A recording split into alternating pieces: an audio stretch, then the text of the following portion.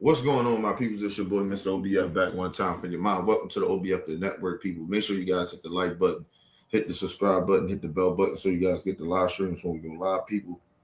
And if you can, donate to the channel. Go to OBF the Real Cash App and donate to the channel, people. We highly appreciate anything you guys can donate to the channel.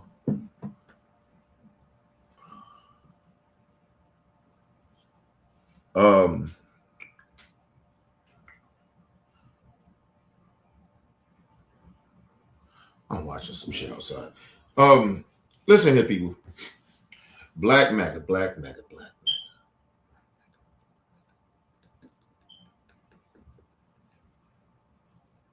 Maga. At this point, when it comes to Black Maga, y'all embarrassing. Y'all embarrassing us, man. As black people. We don't. You're not invited to the cookout or no shit like that. Motherfuckers don't really want to hang around you. But y'all embarrassing us, man. This shit is at this point it's just straight up embarrassment. It's just embarrassment at this point. So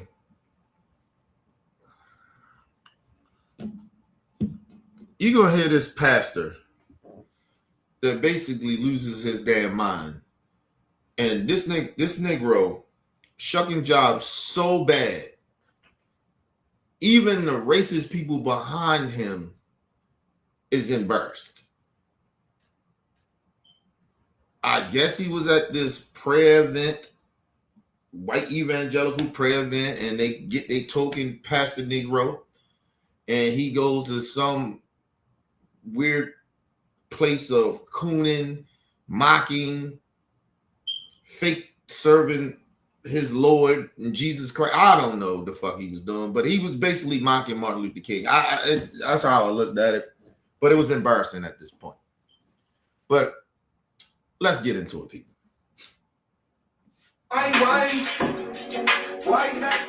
You know, one of the reasons why racism will never die in this country is because racist Republicans will always find tokens to put a black or brown face on their racism. I want you to watch this video and brace yourself. It is one of the most embarrassing 30 seconds you're ever going to watch. But I want you to watch this guy, and then we'll come back because I'm going to show you not only is he embarrassing, but he's also dumb as fuck. Because after I show you this embarrassing clip of him being mocked by Republicans while he put on this minstrel show for them. And let me just say this. It's just not embarrassing, right? Like,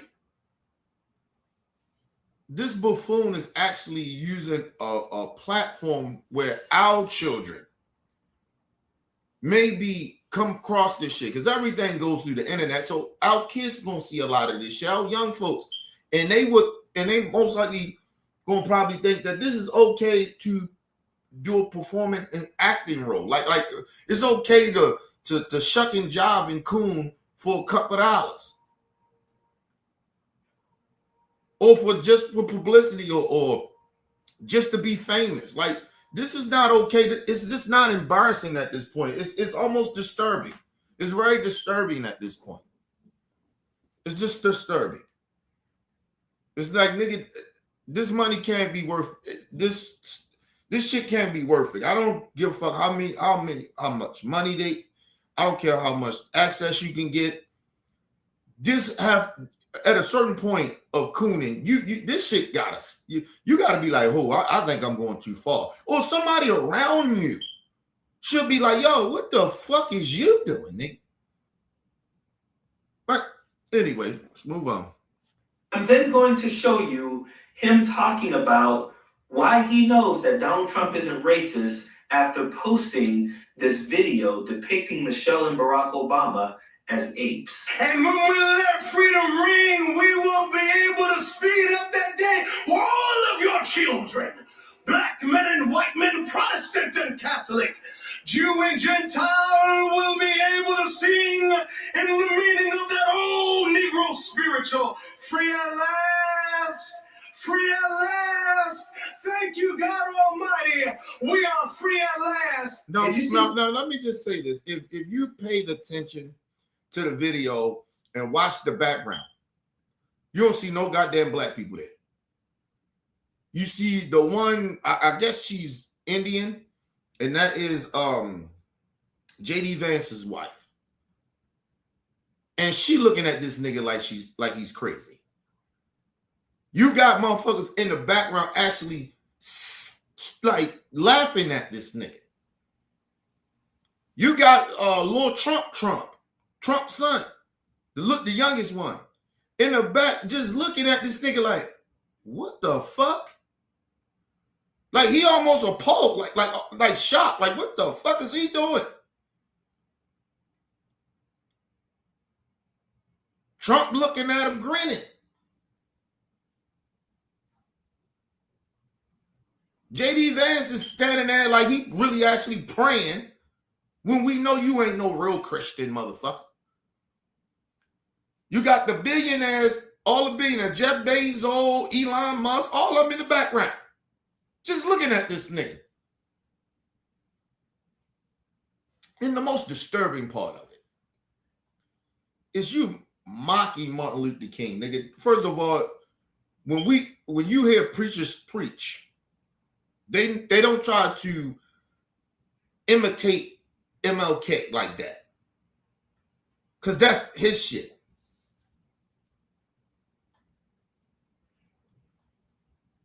Like, why are you mocking one of our great leaders? That the people that you doing that shit in front of don't even like Martin Luther King. And nigga, who told you we wasn't free? Now, you may not be free because you out there shucking and jobbing for massa. But nigga, the rest of us, we free. I don't, thank God we free at last. Nigga, no, we free.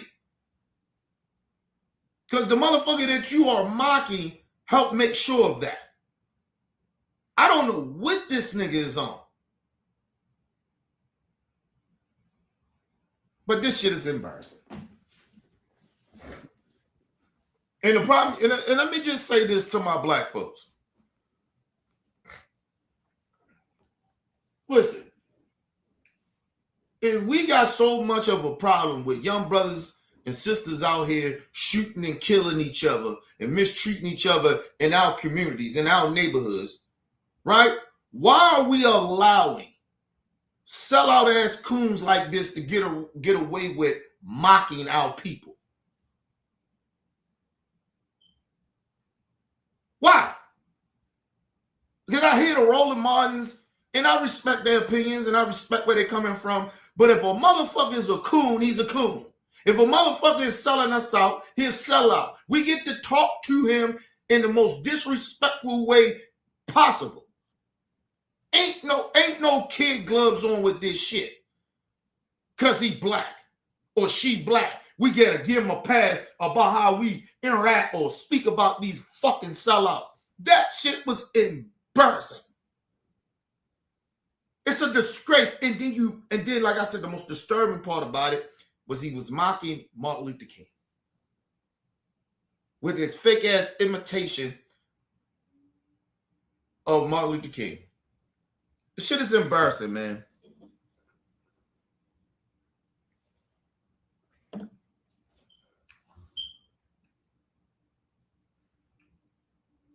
And let me just say this. Just in the last 30 years, I have never seen no shit like this from black folks. And listen, and in history, we know of cooning and house niggas, we get that. But in my 40 plus years on this earth, I have never seen no shit like this from some of our black folks. The level of those Negroes that are cowards at this point. Because I don't give a fuck what you doing it for. You are a coward. It ain't enough money in the world, my people. Ain't enough money in the world.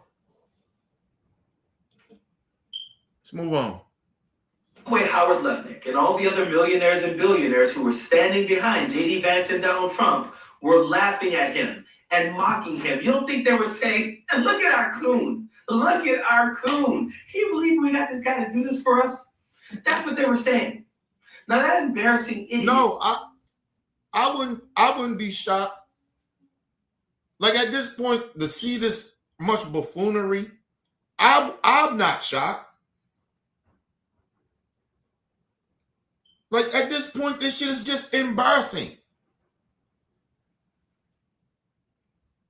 Like I told you, I have never seen the level of this type of coonery. Like in my 40 plus years on this earth, I have never seen no shit like this. Ever. Listen, people, I done seen black people be in awkward situations and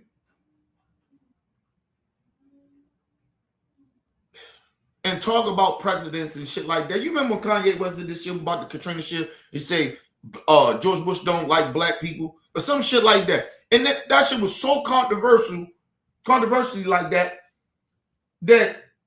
a lot of black people was uncomfortable for what he said in that moment. But at the same time, we was like right on motherfucking Kanye at the time when we fucked with Kanye.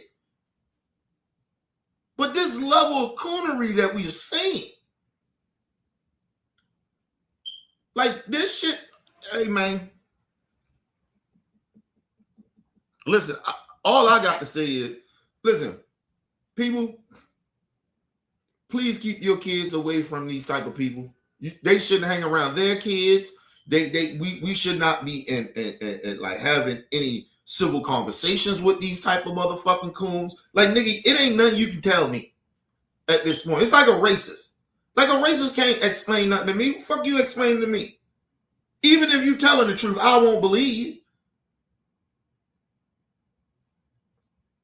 And that's the same thing with coons. I don't want to hear you out. I don't care to listen to your side, your point of view. What's your point of view? Let's move on. Decided that he had something profound to tell the black community. He had a question that no one else was asking, probably because it's stupid as hell. But he had this question that he wanted to relate to the fact that Donald Trump is not racist. He wanted the black community to know, because of the answer to this question, it proves there is no way Donald Trump is racist. Brace yourself. This is the stupidest thing you're probably going to hear today. The 180 Church tomorrow, I'm going to talk about why President Trump's post wasn't racist. This is my barber. This is G. Say what up to everybody, G. Hey, what's happening? I asked G a critical question. And then look at the coon nigga behind him. This is my barber, Gene, whatever the fuck his name is. Hey, what's happening? Fucking goofy ass niggas. You can't have that much gray hair on your motherfucking facial hair to be this goddamn unwise or unintelligent.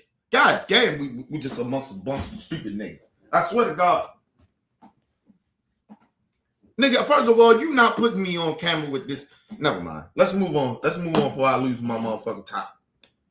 Okay? Before I fucking flip the fuck out. Because at this point, I'm embarrassed, but at the same time, I'm angry.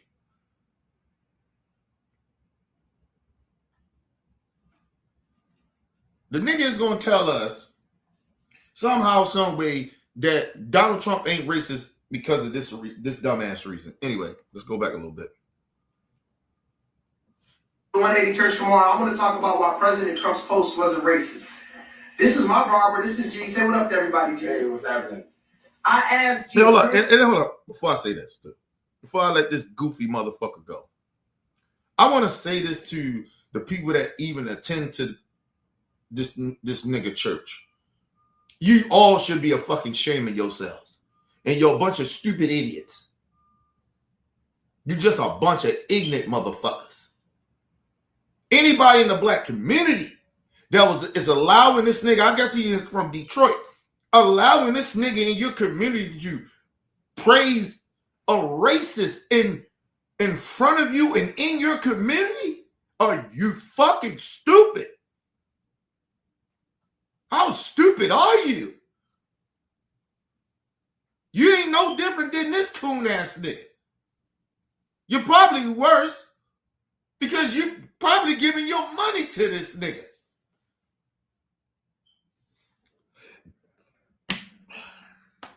Shout out to my sister Ashley in the building. Good morning, Ashley. This shit is embarrassing, man. And shout out to Coach for this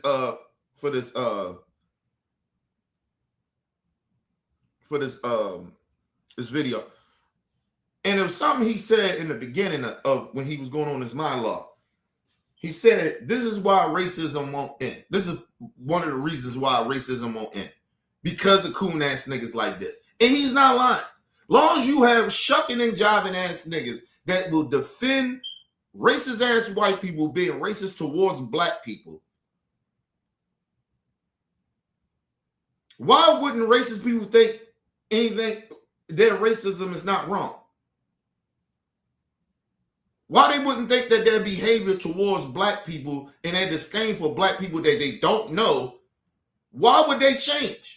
Or even think about changing or listening to another respective of their stupid ass opinion or their dumb ass belief? Because you have coon ass niggas like this. Let's move on. Question that I know nobody out there is asking themselves is this question. How many people from the hood really even follow Truth Social? Have you thought about that? No, I have not. I have not. I have not, nigga. No. You know why? I didn't have to even think about that. It's because I don't need to go on Donald Trump racist ass social media shit to figure out that he's a racist. I don't have to do that. I can Google this nigga. He's all over YouTube. He's all over fucking the internet. I don't have to go to his fucked up social media shit to know that he's a racist. Like no, nigga, that shit even never thought came to my thought process because it number one, is irrelevant. Number two, why would I?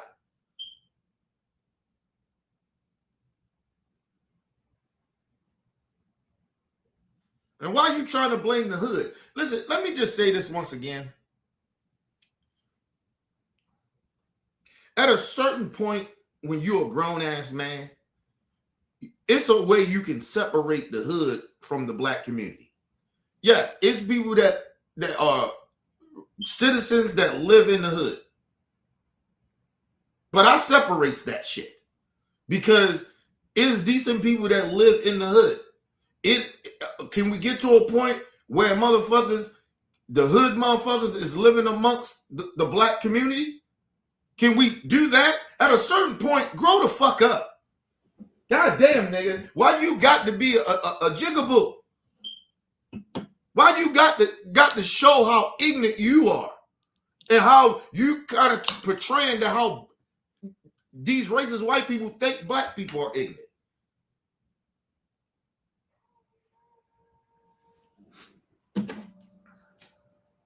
Nigga, we from the black community. We ain't from no motherfucking hood. Unless you doing street shit or you used to do street shit, then you can say that's the hood.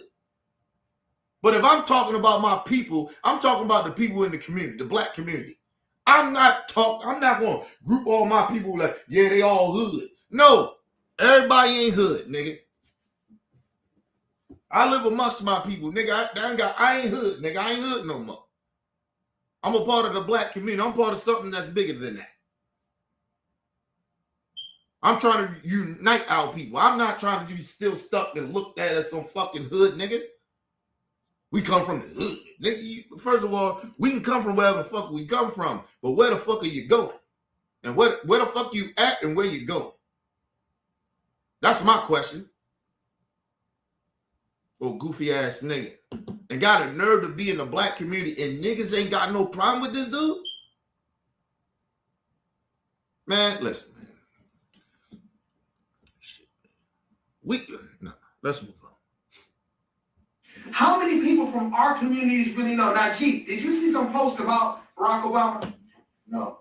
You see that? G, How many people here you cut that? That's First black? of all, let me just say this.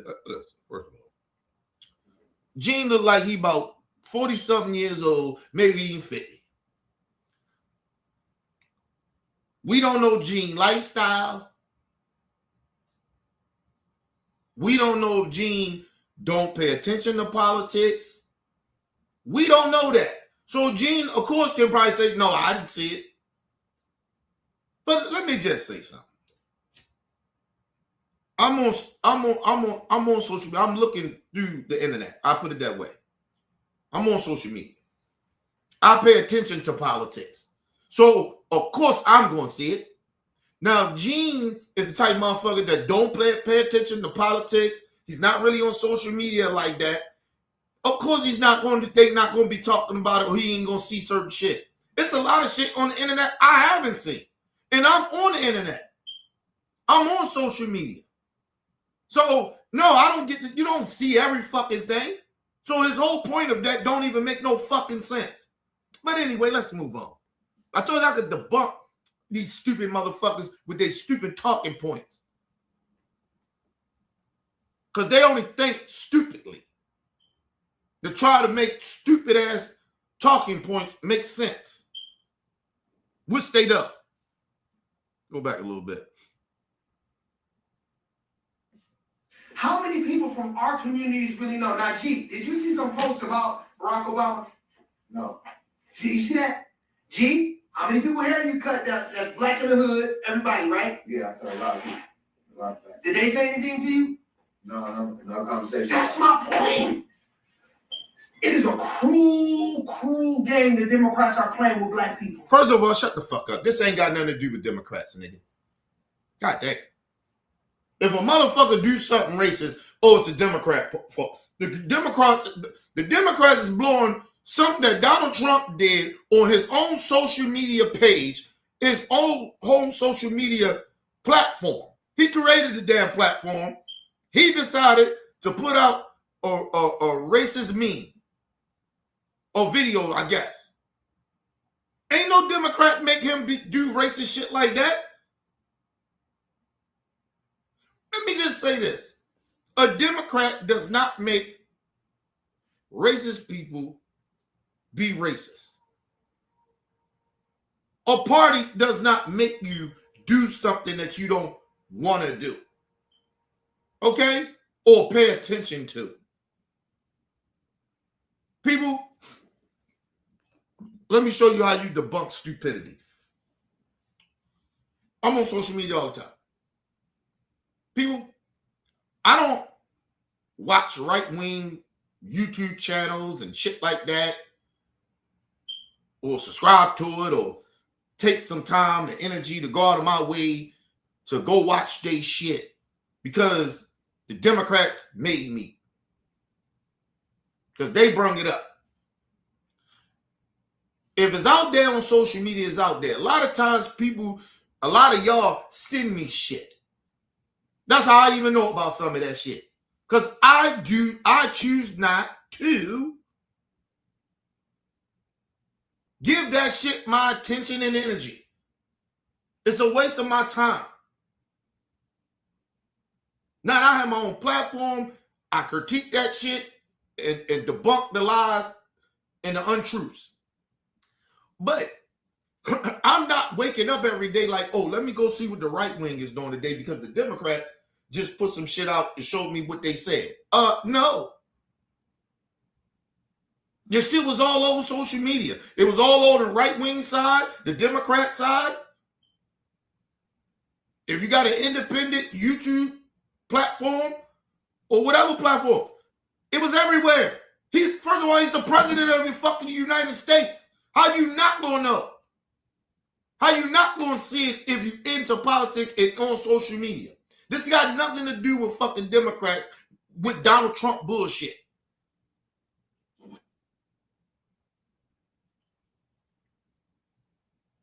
Mind you, these are the same people that if Donald Trump says something about a Democrat, they won't say, oh, the right wing is trying to trick black people to pay attention to what the Democrats are doing. You don't hear them say shit like that. But only when their people do some fuck shit and everybody calls it out. Oh, it's a Democrat thing. The Democrat making this bigger than what it is. Racism is a big issue. It's a problem.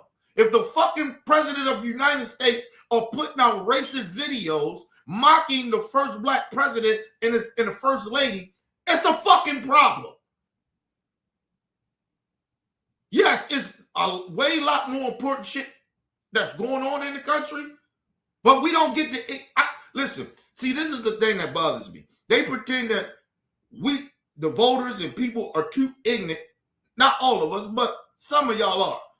But a lot of us are too ignorant to do two things at once. We can't multitask. We can't pay attention to this shit here and that shit there. We can't do that. We only got to focus on this. What they want us to focus on this, but they don't want us to focus on that. Or that. Or that. Or that right there. What the fuck? They don't want you to pay attention to none of that. But when they in hot water, Trump and them, even Democrats do it too, but we talk about Trump and his administration. Some fuck shit happening here, and they can't get out of it. They throw some bullshit out there. Listen, do I believe that he did that Barack Obama shit to throw people off from the Epstein and a lot of shit that's going on in ICE? Yes. But I'm intelligent enough to understand what they're doing. So I can multitask, nigga. Okay, yeah, you threw that over there. Yeah, that's fucked up. Let's get his ass. But nigga, what about these Epstein files too, though?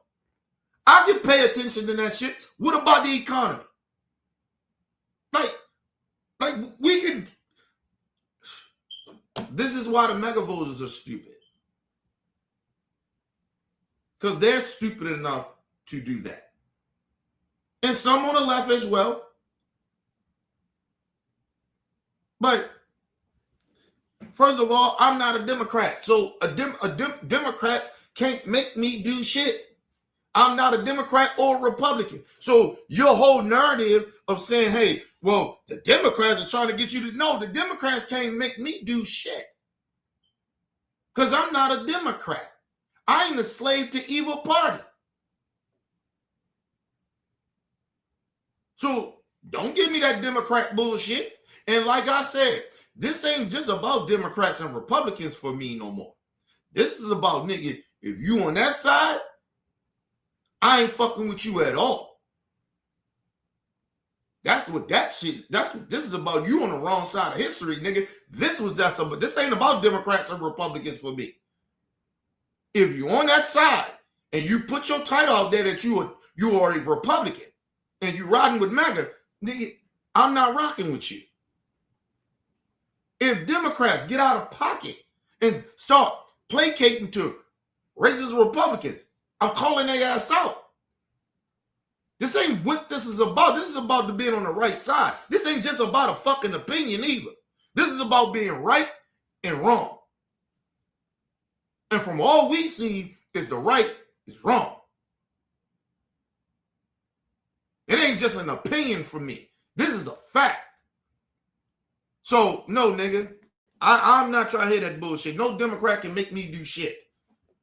And then try to bamboozle black people. See what the Democrats are doing? Nigga, don't play us like that when you over there siding with a racist. And then try to pretend that the racist ain't a racist, but the Democrats, they trying to hustle you. Nigga, well, what the fuck do you think you're doing? You don't think the Republicans trying to hustle black people? Okay, nigga. That's why they recruited your dumb black ass. Stupid ass nigga.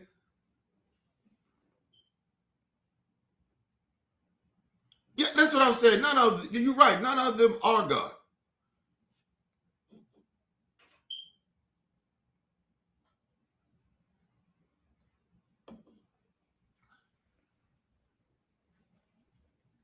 Oh, I'll find out where he from in Detroit. I definitely will. I don't know why niggas in Detroit ain't banned this nigga yet. Like this nigga couldn't be roaming around my fucking community. He couldn't be roaming around here. I'm just telling you that now. Not while I'm here. Not while I'm in the community. Fuck out of here. That'd be my mission. And I handle my personal business as far as, doing my husband and father duty of going to work, doing anything I need to do, pay my bill. Nigga, anything out of that, nigga, hey, nigga, I'll be at that church every motherfucking day, boycotting that bitch. And not even just boycotting, I'll just be sitting out there making videos every day. The piece of shit ass pastor here. He a Trump supporter. Why the fuck is he in our community? Nobody in here fuck with Trump but him. And whoever in the community that fuck with him, fuck you too. Like, it'll be my mission. No motherfucking black Maga can be around me. You got to be kidding me. Just like ain't no white Maga can hang around me. We as black people, we supposed to run these type of people out of our fucking community. Get the fuck out of here. Anyway, people, give me 1 second. They are trying to make people think that the president is racist and the post is racist about a social media platform that black people don't even follow. That is horrible. And the only black people that are talking about this is privileged black people that don't even live around black people. Senator Tim Scott, all of these people out. First of all, nigga, please don't do that. Don't do that. Did y'all hear this nigga? Did y'all hear this nigga? Let's go back to what he said. I want y'all to hear exactly what this goofy nigga said. The cruel, cruel game the Democrats are playing with black people. They are trying to make people think that the president is racist and the post is racist about a social media platform that black people don't even follow. That is well, that should tell you something too. Why black people don't follow it. You asking questions, nigga. So I mean, can I ask a question? Why is it that ain't no black people following this shit? Maybe you are. So you can't say ain't no black people following it because you do. So number one right there ain't true. And you pretending you from the black community. So nigga, you one of them. So you can't say ain't nobody following him. So your logic don't even make any sense. But anyway, because you're a dumb nigga. And you're a scammer. Listen. The other thing is, that should be something that you may want to ask yourself. Why is that? Why is it that a lot of black people from the black community or the hood, like you like to say, goofy nigga, not following Donald Trump on social media? Ask yourself that then, nigga. I tell you why, because a lot of us already know he a fucking racist. And why would we subscribe to a racist? Like he asking dumb, stupid ass questions. Like, what the fuck are you? Never mind. We're amongst the stupid. Horrible. And the only black people that are talking about this is privileged black people that don't even live around black people. Senator. First of all, nigga, let me just say this. It's a lot of black people that don't live amongst all black people, nigga. Like, I don't know which you own, which you talking about, or how stupid you are. But it's a lot of black people that don't just live only amongst black folks. And that doesn't mean that we're not in tune with our people. You don't know what a lot of black people do in their communities or when they go back to places they grew up from, what they're doing in the community. You think fucking Nipsey Hussle, God rest his soul, was living in Compton, nigga? No. Chris Shaw, you think he was living? No, nigga, he was not living there. But you seen him there in the hood. You seen him going back, trying to help his people. What the fuck are you talking about, nigga? I don't have to be around the fucking violence or the fucked up shit going on in the community to be real. I guess you're trying to say, you being real? Because you live amongst black people, that make you real. No, it doesn't. No, it doesn't.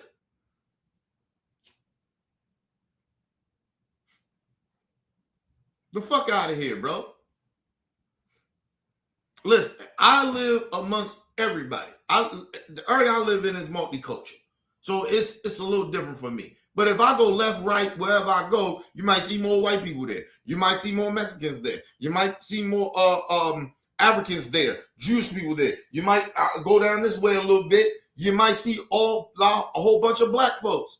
It's not that fucking, like, I don't live just only around black folks, nigga. What the fuck universe you live in? And that doesn't make you real because you can hang around in the hood. You're dumbass.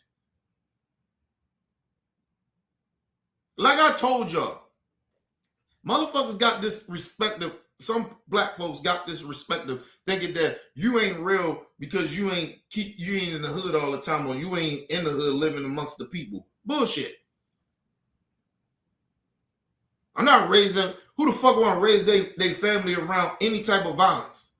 You can say that from the white people. You think people that make it out from white people that make it out from where they come from a fucked up rural city or town where they was poor at. You think they want to go back there to live? No. Nigga, they out in California, somewhere in the suburbs, or whatever state they from. They're not living amongst their own. Where they come from? It's bullshit.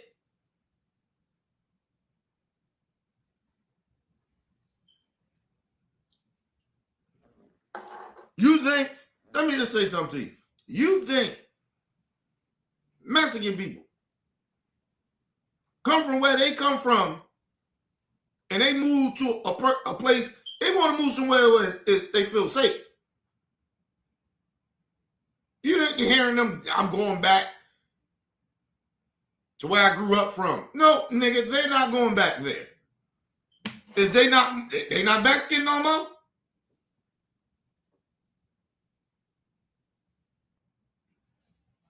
See, that's that slave mentality thought process. I don't have to prove nothing to no black person or how I feel about my people.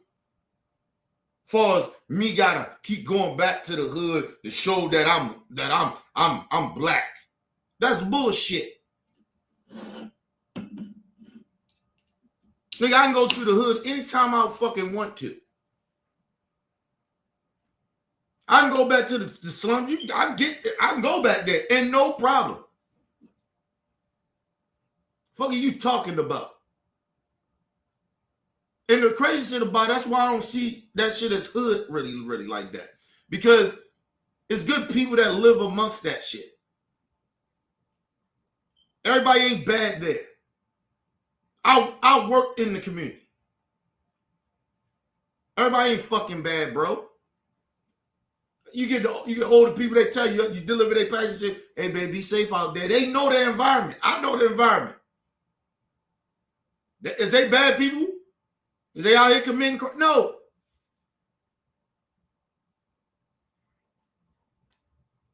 There's a lot of elderly people out there.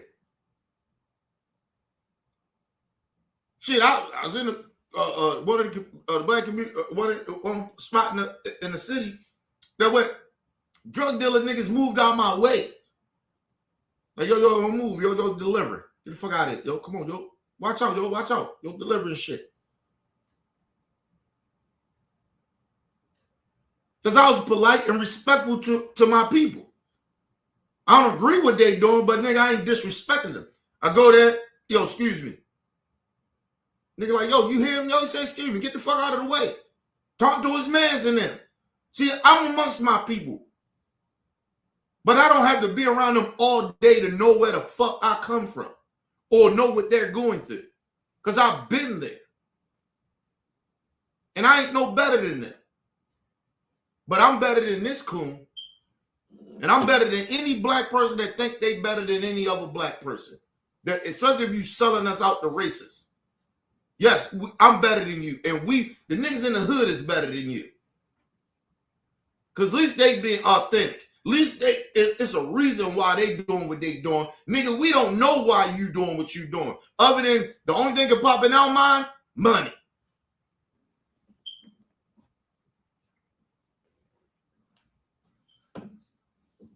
And you don't have to do that.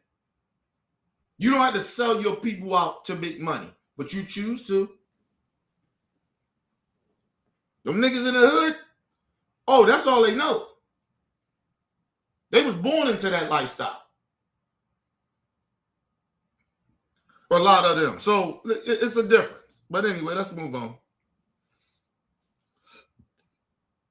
Racist that opposes racist about a social media platform that black people don't even follow. That is horrible. And the only black people that are talking about this is privileged black people that don't even live around black people. Absolutely. Senator Tim Scott, all of these people out here, these so-called preachers and pastors, that one moment they're with the president, the next moment they're not. You know nothing about black people. You're not in a black community. I'm going to preach tomorrow about this subject. Let me just say this too. This is the problem. Because he really thinks he really gets our people. Our people ain't just in the hood, nigga.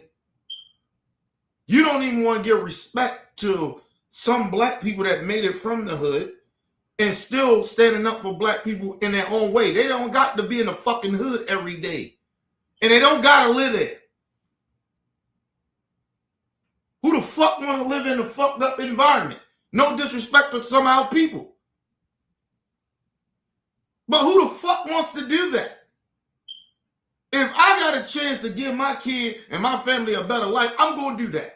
But I ain't going to forget where the fuck I came from. I ain't going to sell them out either to get there. And this is the twist of that, right? Or what he's trying to do. Stephen A. does it too. Oh, I'm in the community. I go there. I'm there. You ain't even amongst the people. You tell me I ain't amongst them. Nigga, it's one thing of being there and can go there. It's another thing when you're outside from that shit and you get on platforms and with this coon buck dancing nigga dead, got in front of all them white folks and jigabooed. So you trying to preach to us about blackness, but you sell us out on national platforms and shucking and jiving, making us look like idiots. So they assume if we can just give black people a little money, they'll come over and they'll shuck and jive for us. Or if the other ones don't come over here, they just crooked. They bad people.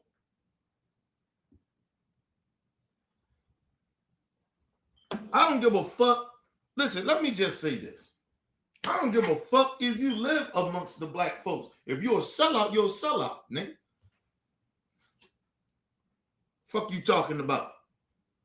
I don't give a fuck how many black people you hang around or how many wicked black community you hang around. If you are a sellout, you're a sellout.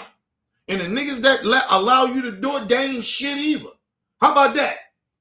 I don't give a fuck what black community that he's from or where he's at. If they're allowing him to do that and get away with it, then fuck them niggas too. How that feel, nigga? How about that?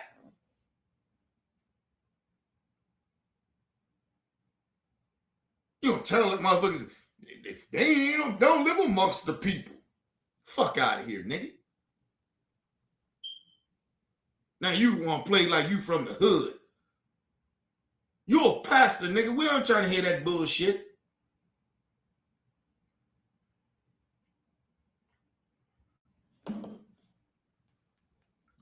I don't know this nigga. Listen, I don't know.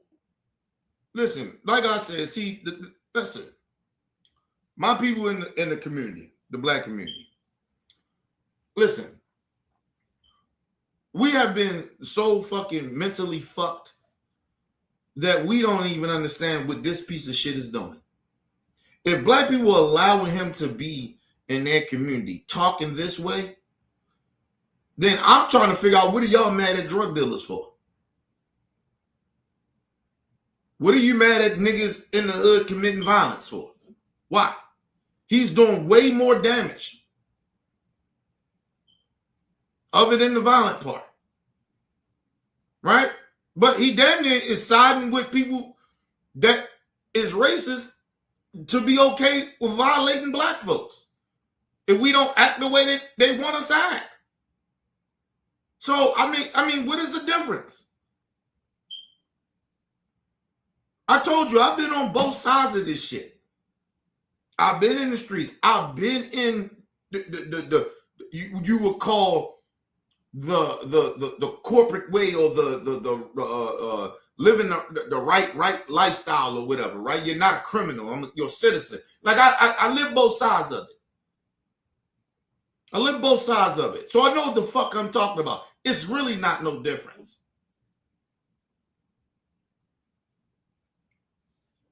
It's really not, my people. It's really not. Because like I said, you can, regardless of what you think about the streets and all that shit, you can find some good motherfuckers there. Because a lot of the motherfuckers just do a lot of shit that they do, regardless if you look at it as violent as fucked up, for survival. Right? But you get on the other side, you see these privileged ass people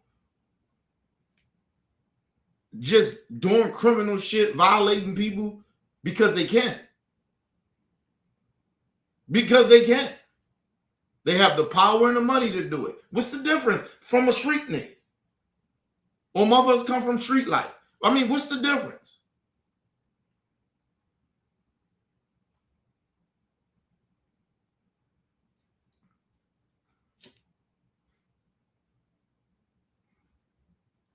And see, and this is the reason why I tell y'all I don't walk around with fear like that. I don't walk around with fear, like, because I've seen both sides of this shit. And to me, both sides is no better. You have your bad people and you have some good people. And you have some bad people and you have your good people. It's no difference. It's life.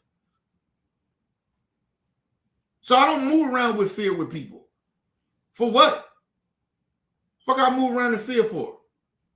I done seen it all. Let's move on. Let's go back a little bit.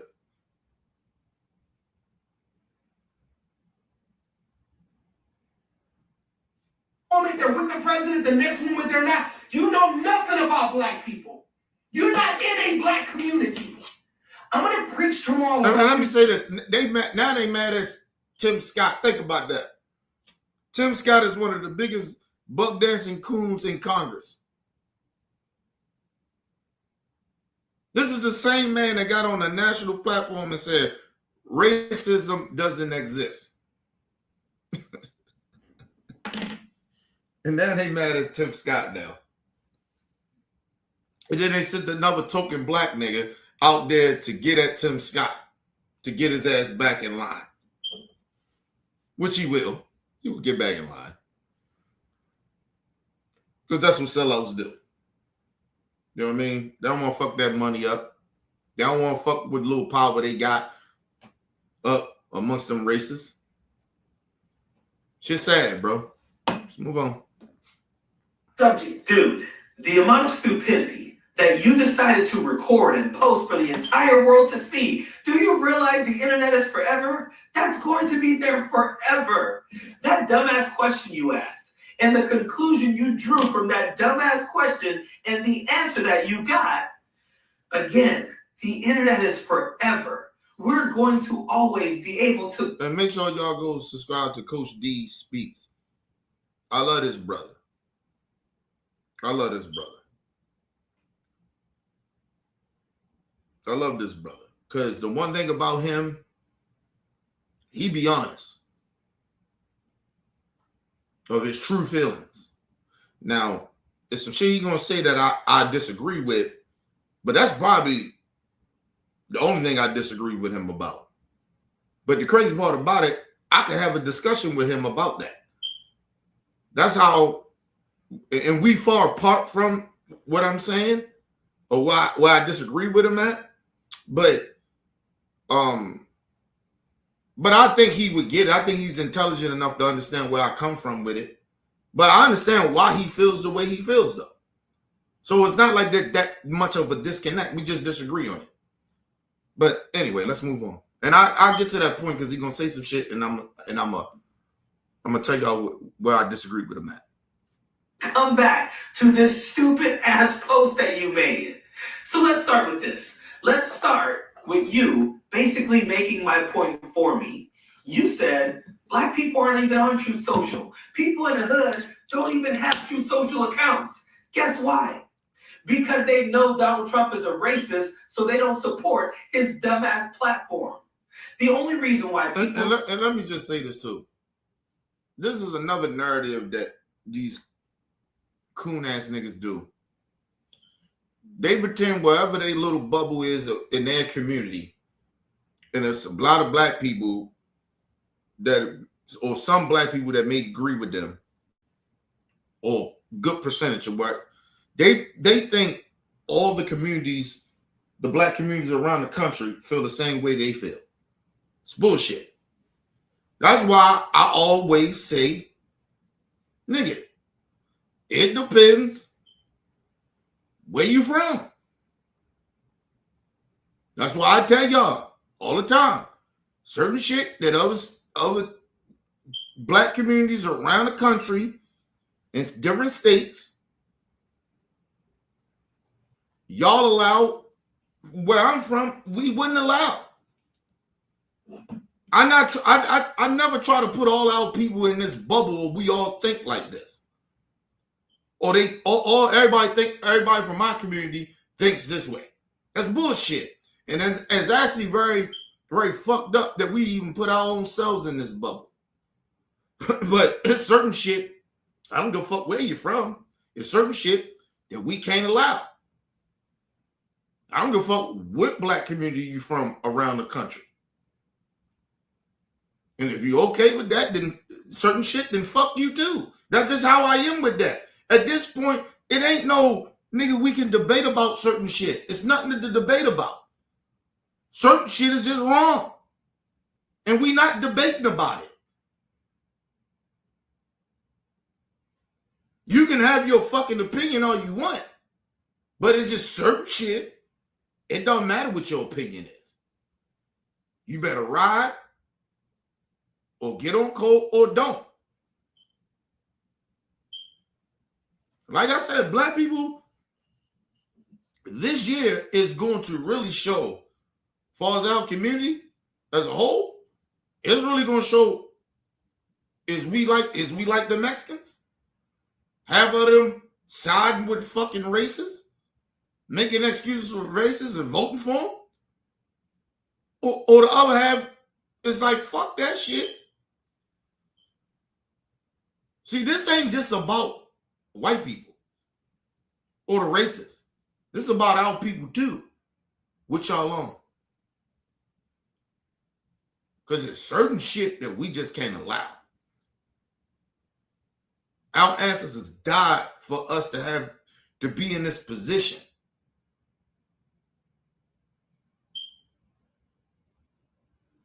A lot of our people got assassinated, raped, hung, murdered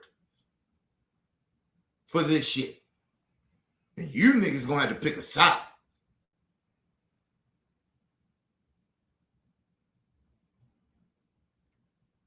So this year is gonna tell everything. This midterm election is gonna say everything. You ain't got no federal, you ain't got no record. Nigga, get your ass out and vote. I ain't trying to hear about your job. I ain't trying to hear about it. This shit is bigger than your job. People talking about, Kenny, you privileged to... No, I ain't privileged to do shit. Because if I was working at a regular job, I would take off. And then they said, well, you couldn't take off this day. Well, nigga, I would stop taking off right now to build up time so I can take off. Or get your ass out and vote early. I don't give a fuck what you do. But I don't want to hear black people talking about they not voting. I can't find a candidate. Nigga, get the fuck out of here. Let's move on. Like me, even go on Truth Social. Is that Hold so on. we? And you know what? And let me just say this too. Because I hear black people say this all the time. Not a lot. Some black folks say why they don't vote. Let me tell you something. The reason you niggas don't vote is because you niggas ain't educated in politics. Maybe start watching that motherfucking Super Bowl and football and that bullshit and pay attention to what's really affects you in life.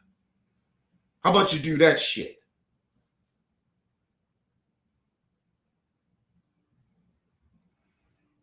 Don't be a Monday night quarterbacking on some fucking political shit that you don't know nothing about.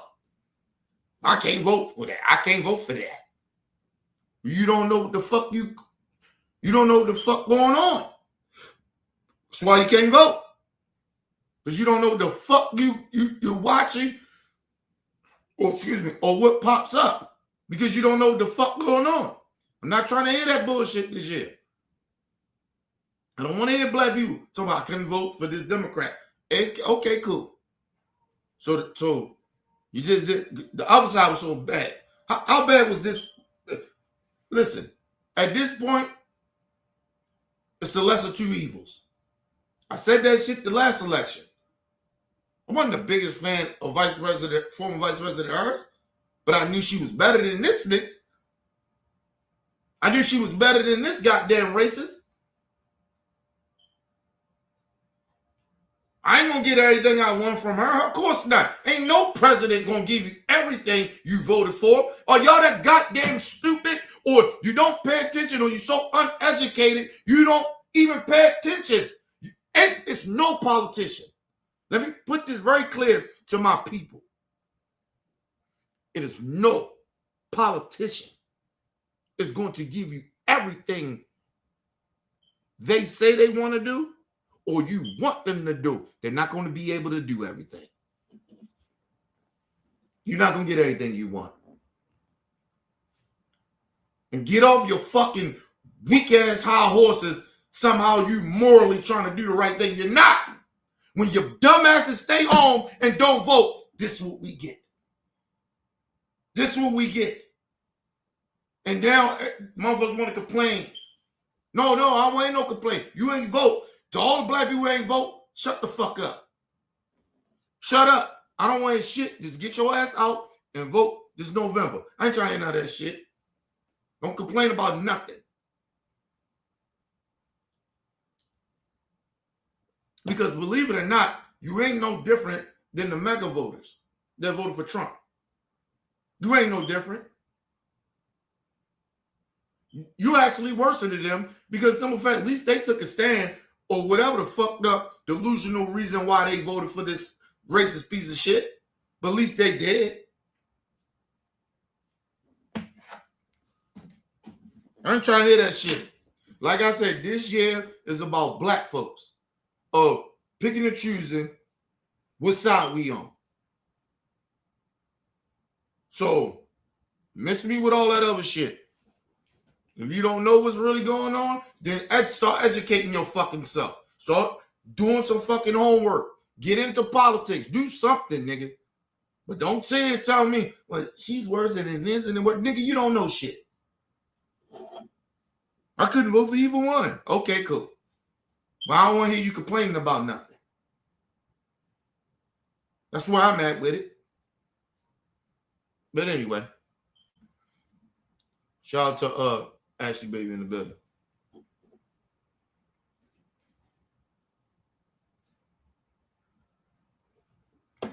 Shout out to my brother Overcome to Become. Shout out to my brother.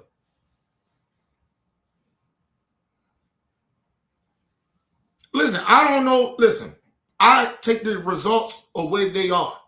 I'm not one of those type of motherfuckers. They cheated, they didn't cheat. I don't care for. All I know is, the facts is, I know a lot of our people didn't vote. I know that the fucking half of the fucking Mexicans, the Latino community, voted for Trump. I know that bullshit. I know the Jewish people as well. I know the motherfucking the Somalis and all them motherfuckers that's crying and bitching now. All Jews, all of you motherfuckers. You voted for Trump more than you voted against him. Only community. That's why I don't really get in my people ass about this shit. But there's a lot more of us can vote. We voted the way you motherfuckers should have voted. And that goes for the black men, the black women. We all voted in the 80th percentile. Okay? So that's why I said, that's why black people said, we done. You're on your own. You can't blame us for the shit.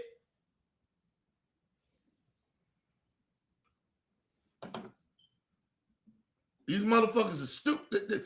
It's like, it seems like people want to be stuck on stupid all their life. Because they ain't educated. Excuse me. They don't educate themselves on shit that affects their life. But then they want to bitch and complain about it. And then try to have conversations with you about some shit they don't know nothing about. Sick of that shit. Take a break real quick, people. I'll be right back.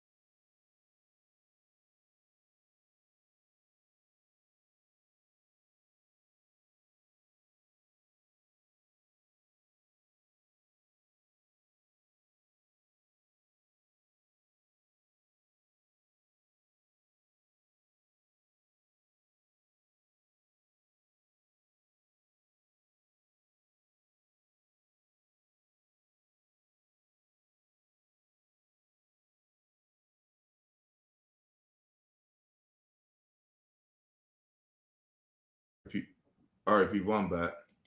I had to let the dog in.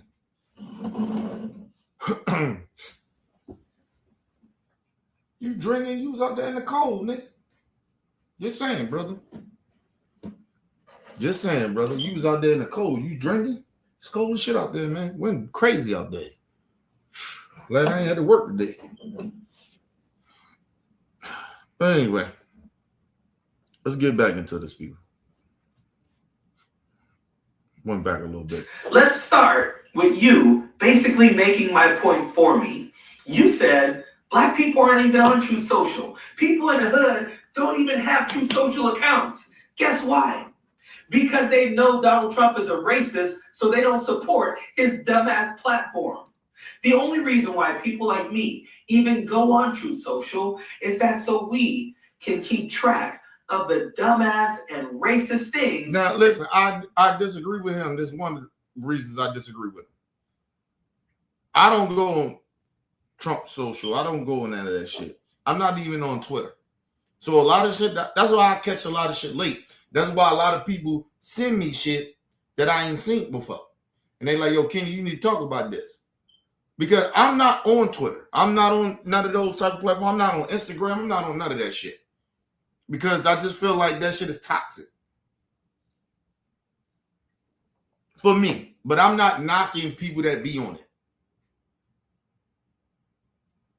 I'm not knocking people for it. But I'm just saying, for me, it's just toxic. I just think it's a toxic thing for people for me to be on that shit and to see the vile shit. It's like people leave me comments, fucked up comments all the time.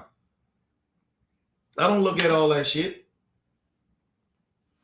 Like I rarely look at comments. In the chat is a little different, but like you leave me a comment, I don't watch that shit no more. I used to when I first started off, but I don't watch that shit no more.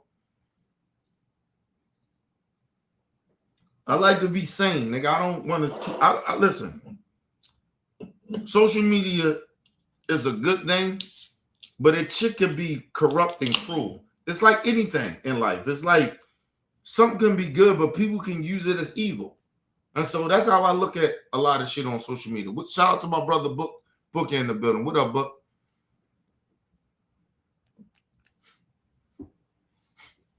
Yeah, these black Magas done lost their damn mind. And you right, Ashley, baby. Listen, a lot of people thought Vice President Harris won. Listen, it is what it is. But you ain't seeing niggas out here storming the Capitol, and we ain't out here keep talking about, you know what I mean? Like, we ain't making that big of a deal about it. Like, you get what I mean? Like you said, you just brought it up. I think I maybe heard you say that maybe about 3 or 4 times since I known you on the show, but nobody's really talking about that shit like that. Like, nigga, we over that shit. Like, it's over. Let's move on. Let's do better. You get what I mean? So, but Trump can't let nothing go with he lost in 2020 and shit. Nigga that lost his damn mind. But anyway, let's move on. That Donald Trump says and posts on Truth Social. And you basically gave the equivalent of, if a tree falls in the woods and no one's there, does it make a sound? It does, because we know sound happens. Just like we know that even if that many black people didn't see the racist post, doesn't mean it's not racist. Are you stupid? That's like saying KKK meetings aren't racist because there's no black people there to see it. Dude. Right, let's think about that. Who the fuck goes to a Klan rally? First of all, who goes to a white nationalist gathering? What black people? Who would want to? If you are black, why would you want to go and hang around racist white people? Like, you get what I mean? Like, who the fuck would want to go around that? It's like even when it comes to black and brown people. If I know some of these brown people, you go to a certain area where they don't like black people, why the fuck would I want to go over there? Already know. I ain't got to go over there. I ain't got to watch they shit, they social media to know they racist. I've been there. I already seen it. I know. The same thing with the brown community. Listen, people, we not being real about this, but let's be real. A lot of brown people feel the way they feel about the black community because we did some shit to them. And I'm not saying it in a way of like,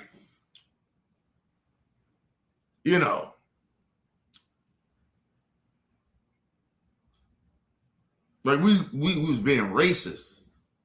We've been bigoted. But I don't think we was being racist. I don't think it was because they was brown. I think it was mainly because of colorism, because we do a lot of colorism too. And it's about when you see a lot of black people get out on other different minority groups, and we some of us may treat them a certain type of way. You know why that is? Because a lot of us are mentally fucked up from our own pain and suffering from these racist white people. And so we learn from the best of hate and discrimination and bigotry, right? Especially in this country.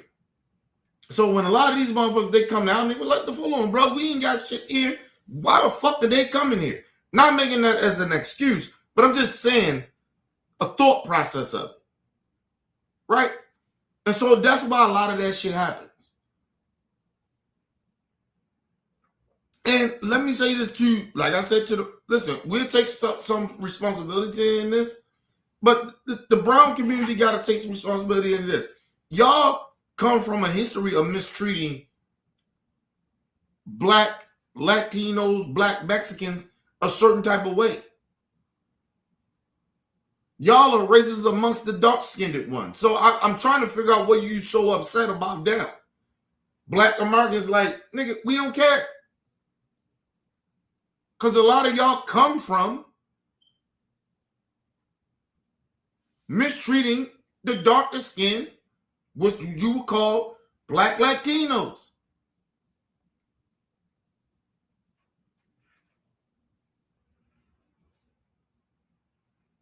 So you got your own racism inside your own shit.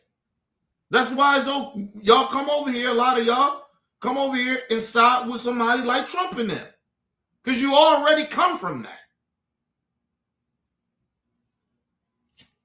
And I'm going to tell you so what's fucked up about them too. Because they didn't their own people that look like them, that they share color with, right? The shades of color with, mistreats them. But black people been dealing with that. We got our own, that's a shade out color, or we deal with multicultural shit already amongst us. It's shades of black where black people treat people a certain type of way, what we call is colorism. We already have what they already been through. So when they come here and they acting like the way they act, nigga, we like, hold on, nigga. Man, fuck y'all. So when black people tell you we experienced in this shit, we experienced in this shit. We don't got to be from Mexico. We ain't got to be from Puerto Rico or any other fucking continent of the country to know what racism feels like or colorism. Instead of y'all listening, y'all come over here acting like y'all can teach us something. You can't teach us shit about racism. You can't. Especially about American racism. You can't teach us about it. But anyway, shout out to my brother Game in the building. What up, Game? It's the dumbest thing ever. And did he just say, I'm going to preach about this at church on Sunday? Who the hell goes to this church? Who wants to hear this dude preach his bootlicking ass cooning for Donald Trump? Who wants to hear that? Did you not see the video of this dude cosplaying as MLK, putting on a show for a bunch of racist white millionaires and billionaires? And I told you that shit was embarrassing. Like he was to me, he was mocking Martin Luther King. He was mocking. Like, nigga, you wouldn't even be able to be doing this coonery shit without Martin Luther King, but maybe you would have. That's the crazy thing about it. These coons, maybe they would have. But anyway, let's move on. Because like I said, coons always existed in this country. People act like coons is like some new word of insult to certain black folks. No, it ain't. Should have been around for hundreds of years. But anyway, let's move on. Who mocked him during that time, and now he says, people in the hood don't even have Truth Social. You've been my barber for years, right? Don't you cut a lot of black people hair? Did you even see that post about Barack Obama? Nah, man, I didn't even see it. I guess it's not racist. I didn't see my neighbor call this other black person the N-word, so I guess they're not racist because not enough black people saw it or heard about it. Not to mention, I'm going to question the fact that you're even saying that black people didn't see it because we saw that on everything. That was everywhere. It wasn't just on Truth Social. It was on X. It was on Instagram. It was on Facebook. Places where black people. Yeah, because like I said, I don't see a lot of shit. And sometimes people catch shit. A lot of y'all send me shit and I want to talking about it. I don't see a lot of this shit. Right? Sometimes I catch certain shit, sometimes I don't. But bro, just because nobody is over, but the hypocrisy of it is that, like, dude, the question you should ask yourself, if that's the question you're asking, why black people don't even be over there on that True Social shit. Why is that though? That's another question inside of a question. Even though your question is stupid as shit, but it's a question inside of a question. Why ain't a lot of black people over there is True Social? Why? Why they not following Trump? I know there's a lot of black people follow Barack Obama and Michelle Obama, the ones that he called monkeys and gorillas, will put faces on. Like, I'm just trying to figure out, we come from a history, if you educated enough, we come from a history where we know just putting black people and portraying them as monkeys or gorillas is like the most insulting, one of the most insulting racist shit you could say or do. Even if you black doing that, it's very uncomfortable if a black person does it. So, like, nigga, come on, man. But that means, let's put it this way. That means that Donald Trump is not in tune with black people like you think. Because there was a lot more black people that was insulted about that shit, insulted by that video that he put out, than motherfuckers like you that's trying to make excuses for his racism. That should let you know right there. This ain't got nothing to do with Democrats. This got something being black. And us understanding history, understanding what's insulting, and how they used to insult black people, and still to this day they do it. Who the fuck would think to put a white person that have some type of fucking common sense would think it'd be okay to put, I don't give a fuck what black people it is. It ain't had to be Michelle Obama and Barack Obama. It could have been anybody. That shit is insulting.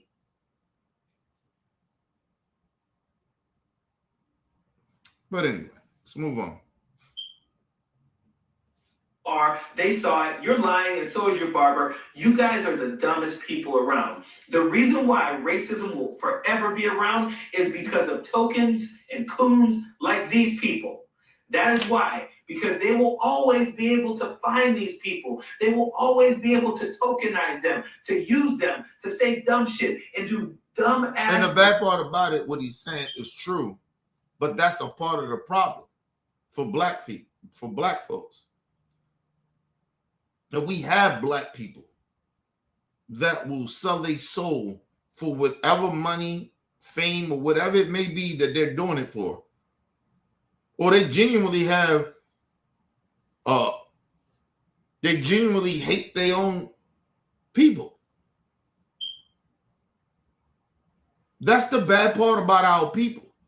That's something, I didn't say the bad part, but that's something that as black people, we gotta fix. It's something in us that somehow black folks will go over there and do some shit like that. So maybe we got it. Like I said, we gotta have a black meeting, nigga. Like, why these niggas think it's okay to do that? Like, it's a certain line that we can't cross when it comes to our people. And we won't allow, like, we gotta make that, like, listen, I love my people. I love my people. I love being black, nigga. There ain't no better skin in the world than to be black. I love my people with a passion. But we gotta really look in the mirror sometimes and be like, why is these niggas is okay with disrespecting our people? Why they okay with? Why they think that shit is okay? And we ain't gotta do this shit. Have the meeting in front of these white folks and of these other minority people. This is some shit that we need to just get together collectively and be like, hey, Maybe we got to do another Million Man March or something. Not a Million Man, but a Black People March to where we get together. Where there's millions of us. That where we gotta have this fucking conversation. Just let's get a stadium or something. Do something. Because we cannot keep allowing this shit. And it's a part of how we're treating each other. And we can't not disinvite everybody because we disagree with them. Maybe bring all of them in. And we need to have a fucking conversation. Because this shit, or what this dude did, and how embarrassing this shit is, he needs to be educated of how embarrassing this shit is. But at least we gotta have a fucking conversation.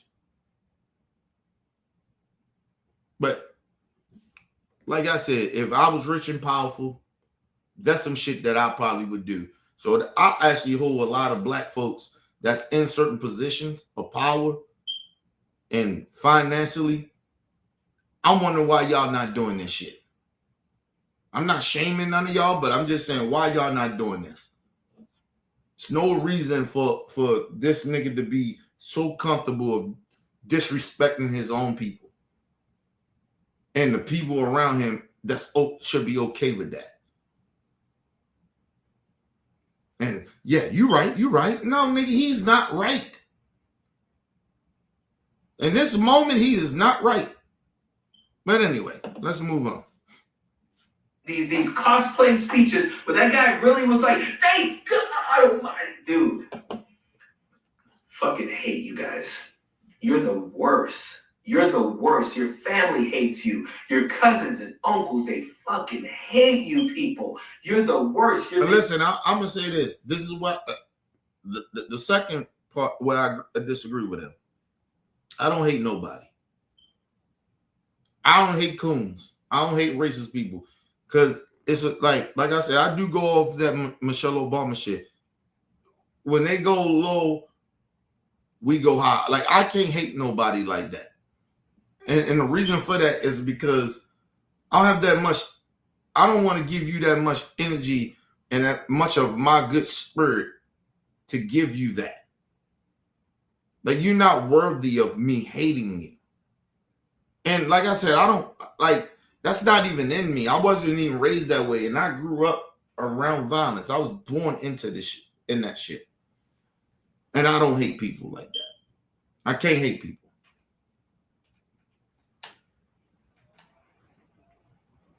Now listen, I done seen some fucked up shit in life, but I don't hate nobody. I can't hate people, man. Because no one, I actually do believe is a higher power, and that's not for me to judge. But if you on Irving, you did some fuck shit, then I get to call you out on it. But other than that, to hate you, nah, can't do that. I can't do that. That's not in me to do that. That's a whole nother different level of shit. Like, you know what I mean? I have disdain for people. I despise people, but I don't hate them to the point where I wake up every day and like, yo, I hate this motherfucker. Nah, I don't wake up like that. I can't never do that. And I encourage other people not to feel like that. I know people do fuck shit in the world. And people are even around you that do fuck shit and you hate them. I mean, it feel like you should hate them. If you walk around with that type of hate, you don't get to grow because you have this disdain for this person like that. Like, I ain't gotta like you. I can despise you, but I don't have a problem with you walking. I mean, living your life. I don't really give a fuck. Like, I have this, I don't give a fuck about you type shit, but I don't hate you that much that way I want. See, hate comes with, I want to kill you, right? Or I want to see you killed. And I'm going to stomp all over your death. It's like when the young niggas, they be rapping and they be talking about niggas that's already dead and shit. Right? There's a lot of niggas that I know killed my mans. A lot of my mans. That's dead now. I'm not going to stomp on their grave like that. I don't hate them like that, nigga. Like, I can't do that. Now, if it's a nigga still walking around that killed my mans or some shit like that, nigga, I wouldn't fuck with him. We'd never be cool. Like, you get what I mean? Like, we'd never be cool. But I'm not walking around with hate for that dude because, no one, I'm above what the fuck happened. I understand that street shit. That shit happened. But even if it ain't happening in street shit, say somebody killed your family member or some shit, I'm not walking around with that hate, but I ain't gonna like you. I ain't gonna fuck with you at all. But I don't hate you. Hate means, nigga, listen, if I hate you, I kill you. That's what hate means to me. That's what hate means. I have the if I hate you, I'm okay with killing you. That's what hate means. Right? Unless I'm doing it in self-defense or I'm trying to protect myself or something like that's different. But if I hate you, I'm intentionally trying to go out to kill you. That's what hate means. And I knew motherfuckers that hated people to their core and they went out and killed them. So I know what hate really genuinely looks like. I've been around it. So grew up around it as well. Like, so nigga, if I hate you, I want to kill you. I want to take your life. That's what hate means to me. So no, I can't hate people like that. Now, listen, I'm not going to sit here and pretend that I never hate people before. Yeah. But I was ignorant to the society that I was growing up in. So, of course, you hate niggas. Motherfucker kill you, man. You hate that motherfucker, I'm going to kill that nigga. If I get to him, I'm going to kill him. Like, so, you know, that's what that society is. But you're talking about people that ain't never killed people a day in their life. But they hate people. Nah. You don't really hate people like that. Because hate means you willing to kill them. And if you willing to kill a motherfucker, then yeah, motherfucker, you evil. I've been around it. So I've been around evil shit. So I'm just telling you that these motherfuckers don't even understand the definition of really like real hate. You hate a motherfucker, you hate a motherfucker. You willing to kill that motherfucker. You willing to dance on their grave. That's why you see the young niggas, they be out there pissing on niggas' grave, fucking their tombstone up. Niggas be like, they crossing the line. No, they not. Because they genuinely hate those niggas. Even they dead and they still hate them. That's a different level of hate. That's hate. You talking about people talking about they hate people that they don't even know. They don't even be around. That's why I don't like when people talking about hating people. Like we see motherfuckers in there. I dislike that motherfucker. That motherfucker's disgrace. Like I can say that, but to say that's why I hate these motherfuckers. Nah, I don't hate you that much. I don't want to see you dead. And I don't want to see you dead. I ain't gonna be mad if you die, but I don't want to see you die. That's not up to me. That's out because I believe in a higher power. But, nigga, if I hate you, I'll kill you myself. That's how much I hate you. If a motherfucker ain't willing to kill a motherfucker that they hate, then you don't really hate nobody. My honest opinion. That's my life experience. That's what I've been around all my life. If you really hate a motherfucker, you'll kill him. You are and won't bat an eye. You'll think that it's you justify to what you did. That's a motherfucker that hate. When motherfuckers be using the word hate, you motherfuckers, you really don't know what hate really is. And I genuinely hated some people. So that just lets you know everything what I'm saying is true. So it is what it is. Shout out to my brother Mel P in the building. What up, Mel? Yeah, shout out to Ashley in the building. Yeah. God gets the last word. We don't get to, like, niggas be sitting out here trying to play God. That's why, like, I be thinking about this shit a lot of times. I be like, yo, people talking about they hate people. Like, yo, you don't really hate a motherfucker like that. And unless you want to take a nigga life and do it, then you won't really hate nobody. That's why I be telling you, people be misunderstanding the youth. Like, niggas, like, listen, I don't respect a lot of the shit that they do, but I understand it, though. When they be dissing the dead and shit, they really hate these motherfuckers. That's real hate. You ain't willing to kill a motherfucker and still, you know, dance on their grave. You don't hate nobody. You hate that motherfucker forever. You don't stop. That hate don't go away because they did. You hate that motherfucker. I don't think I hate nobody that much. Even the pedophile. Because, listen, I believe you motherfuckers would die. I would kill one of you motherfuckers. But to stomp on your grave and all that other shit, no, I probably wouldn't do that. But that's just some shit how I was raised. But I think I hate pedophiles. I think I do. I ain't gonna say I think, I know I do. I'd kill all you motherfuckers and stomp on your graves. Like, I don't like rapists or pedophiles. That's the worst shit you can do to a human being. People think, oh no, killing somebody. No, listen. Innocent people die all the time. Accidents happen all the time, people. People kill people accidentally. But I believe in the higher power, so it was just maybe their time to go. Right? That's different. But when a motherfucker be raping and molesting and shit like that, that shit is not normal. That's some devil shit right there. Life is life.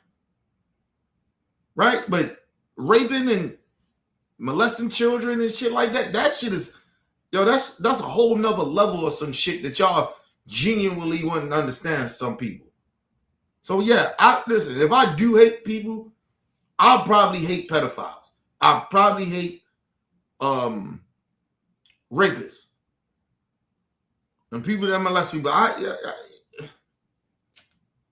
don't see, it's no coming back from that for me.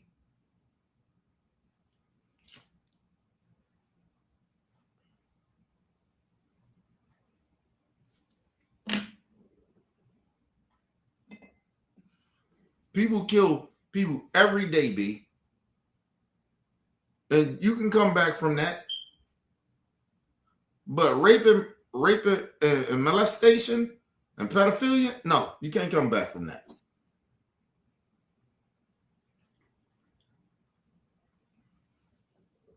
My experience, I have never seen nobody forgive a pedophile.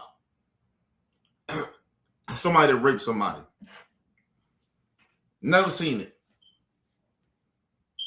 Never seen no shit like that. So that's all I'm saying.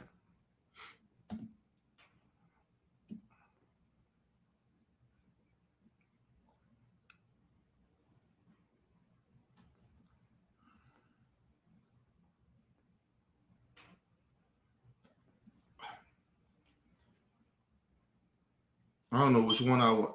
Listen, I'll probably get into this. I didn't really want to talk too much about this fucking Corey Holcomb shit, but this Joe Budden. I'm not even going to say it's a Joe Budden thing.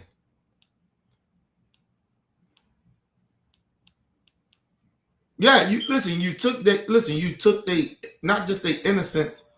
It's something down deep inside of a man or a woman if they get violated like that. You took a part of their soul. Like, peer pressure is one thing, right? Or somebody push you to do certain things, right? That you normally wouldn't do. That's another thing. But physically, somebody violates your body violates you as a human being, that's a whole nother different thought process, people. I always try to get people to understand that. That's a whole nother different violation. That's the most shit, like violating people. Yo, listen, I know people that got molested, men and women. I know men and women that got raped. I know of them. I'm telling you, it's not what y'all think. Hearing that shit will change your perspective of certain shit. It will change your perspective. That's why I don't take none for granted when a woman says she got raped.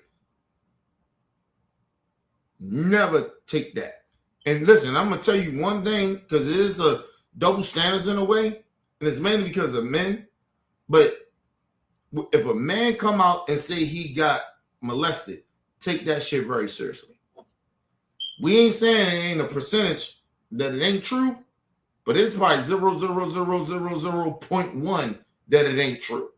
If a man come out and tell you he got raped or molested when he was a kid or by somebody, that shit is most likely true.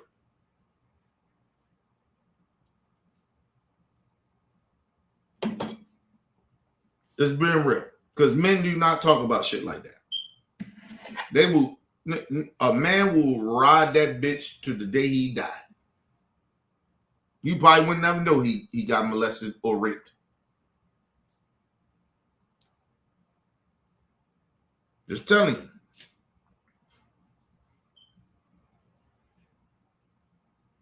How many men, when a young boy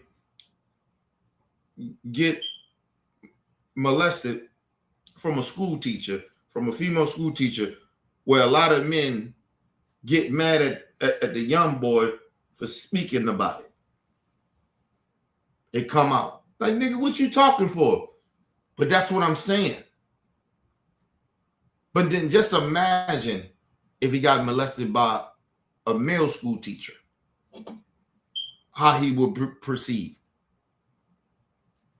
They actually big up the dude, the young kid, the young boy that got molested by a woman teacher, right? Then they would big up, nigga, they be more mad at the young boy getting molested by a dude. There's more questions. Like, nigga, how you let him do that to you? You might have been gay already. Y'all listen. See, I've been around this shit. I talk to people. Listen, man. I sat down with juveniles, talked about this shit to me. So listen, it ain't even a discussion with me. I know what motherfuckers be going through. Certain motherfuckers go through. So I'm telling you, the thought process of it, the embarrassment of it, the whole thing about it.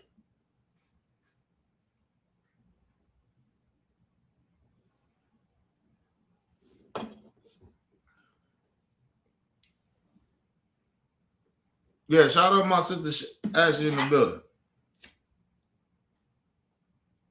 Because she ain't no motherfucking victim. She a survivor. You heard that. That's how you know somebody that been through some shit and they survive, and they say, I'm a survivor. I ain't no motherfucking victim. That's how you know they been through some shit. They got through some shit and it's all good. Shout out to my sister Ashley. And I'm glad you put that out there to let motherfuckers know, hey, it ain't nothing to be ashamed of. Even though it's going to be shameful in the moment, or for however long you feel comfortable of being a survivor, becoming to being a survivor. That shit ain't nothing to play with, bro. Somebody violating you like that you don't never get over that. And your trust level would never be the same. It won't ever. Ever. I don't give a fuck who it is. Male or woman, your trust level will never be the same amongst human beings. It would never be that. I had these conversations with juveniles that was men. That was young boys. So don't play these.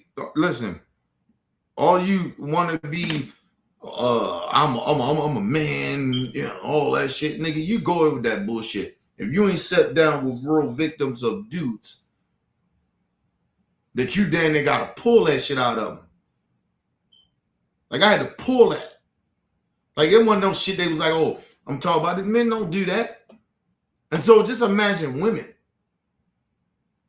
that they gonna get ridiculed if they come out and say it. Nobody gonna believe them, and all types of shit come with that. That's why I say, listen, I believe every woman when they come out and say that they been sexually assaulted or raped. Automatically. But once the evidence come out, I get it. We got to break some shit down, I get it. But automatically, I'm believing them. I don't give a fuck who my favorite celebrity star is and all that goofy shit.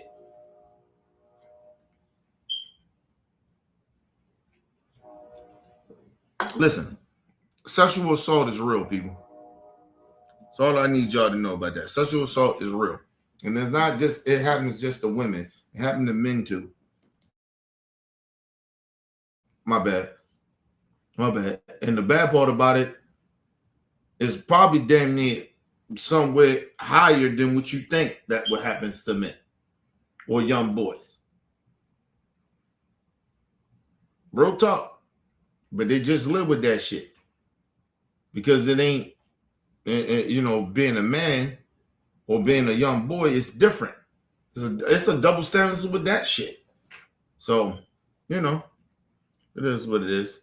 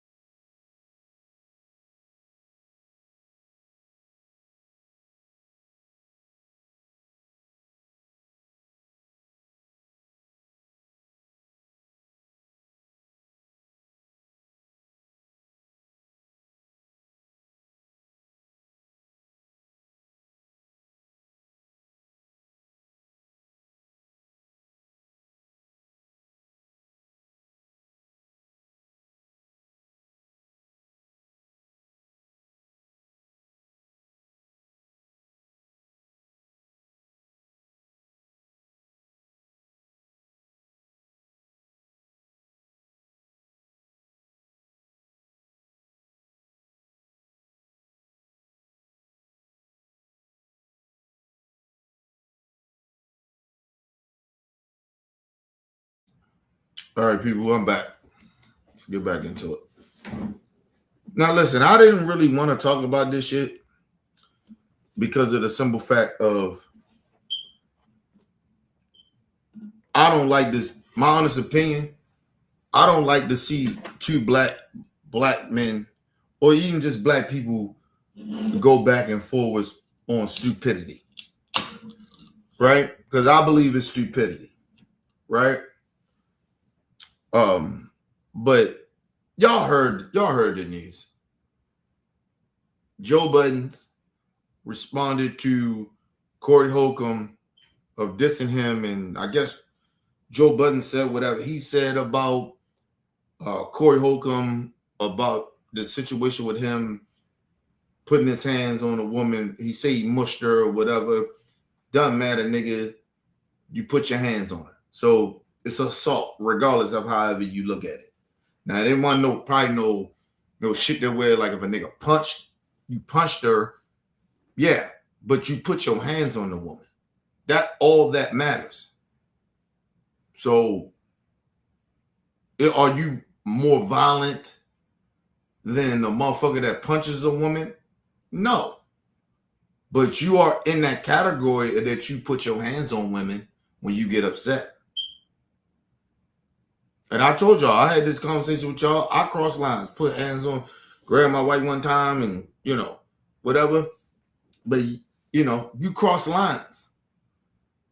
But if you won't acknowledge that, then you're not a man. Right? Because in my atmosphere, how I grew up, you thought that was okay to put your hands on a woman. Right? I watch it all the time. How I grew up. The men around me, I seen it all the time. Aunts, uncles, you know, friends of mine. Like, you get what I mean? So you thought that was okay to do. But then I still had black, strong women around me to let me know that shit ain't okay. So me just grabbing my wife was even, it was inappropriate, but at the same time, it was out of pocket. Because I was raised by strong black women too, right? And I was ashamed of it, and still are. You don't forget that shit. You don't act like you outgrow. Like, I outgrown it. I'm better. I know better not to do it, but I'm not going to act like I don't. Like, I'm still not ashamed of what I did. That's probably one of my regrets, right? Because I got raised by strong black women, and I still made that choice to do some fuck shit like that. But if you don't admit that shit, and then you try to push this narrative on others, we're like, well, nigga, talk about what you did instead of talking about what you did, and try to make excuses for it, and say, oh no, nigga, I didn't punch her, but I mushed her. Well, nigga, I can say, well, you know what? I never punched any woman. I grabbed a woman when I got upset. Right? That to a woman, that don't mean shit. That don't mean shit, nigga. You put your hands on her. Now, some women that maybe don't think it is that big of a deal, but I get that. But to some women that have been sexually assaulted or abused or physically abused, they don't give a fuck if you just grab or you mush somebody and you ain't punch them or you ain't throw them to the ground. Like, they don't give a fuck about that. And for him not to recognize that, something wrong with this dude, man. But anyway, let's get into it. Fruit Booty Buttons I know you. and his crew. Fruit Booty Buttons is a serial woman beater. Fruit Booty Buttons is a serial woman beater. Was talking about how he said. Let me say this too. I get that, right? There's levels to the shit. I get that. But to try to deflect of what you did to a motherfucker that you claim is a serial woman's beater. I'm trying to get y'all to understand how that makes sense. We're not talking about what Joe Budden did. We're talking about what Corey Holcomb is not taking accountability for of what he did. Yes, nigga, you didn't punch her. You didn't throw her to the ground. You didn't do what Joe Budden is alleged of doing or whatever. Right? I get that part. But you still put your hands on a woman. That got nothing to do with Joe Budden. Now, you can call him out and say all that shit, but you still never... See, you can't call Joe Buttons out if you don't take accountability for what you did. You tried to blame the woman. Said she stalked you or whatever.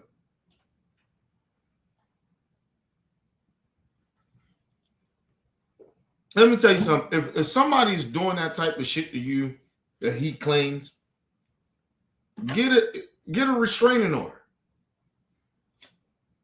But you wouldn't do that because you're going to say, oh, I'm a real nigga. I got to let her make her money. No, nigga. Because now you put yourself in the situation. If she, just claim what he said that she did to him. Now you put yourself in the situation. Now you look even worse. You look worse than her. Even if you claim your claims that she was stalking you and she was on this bullshit, now you look worse because now you put your hands on her.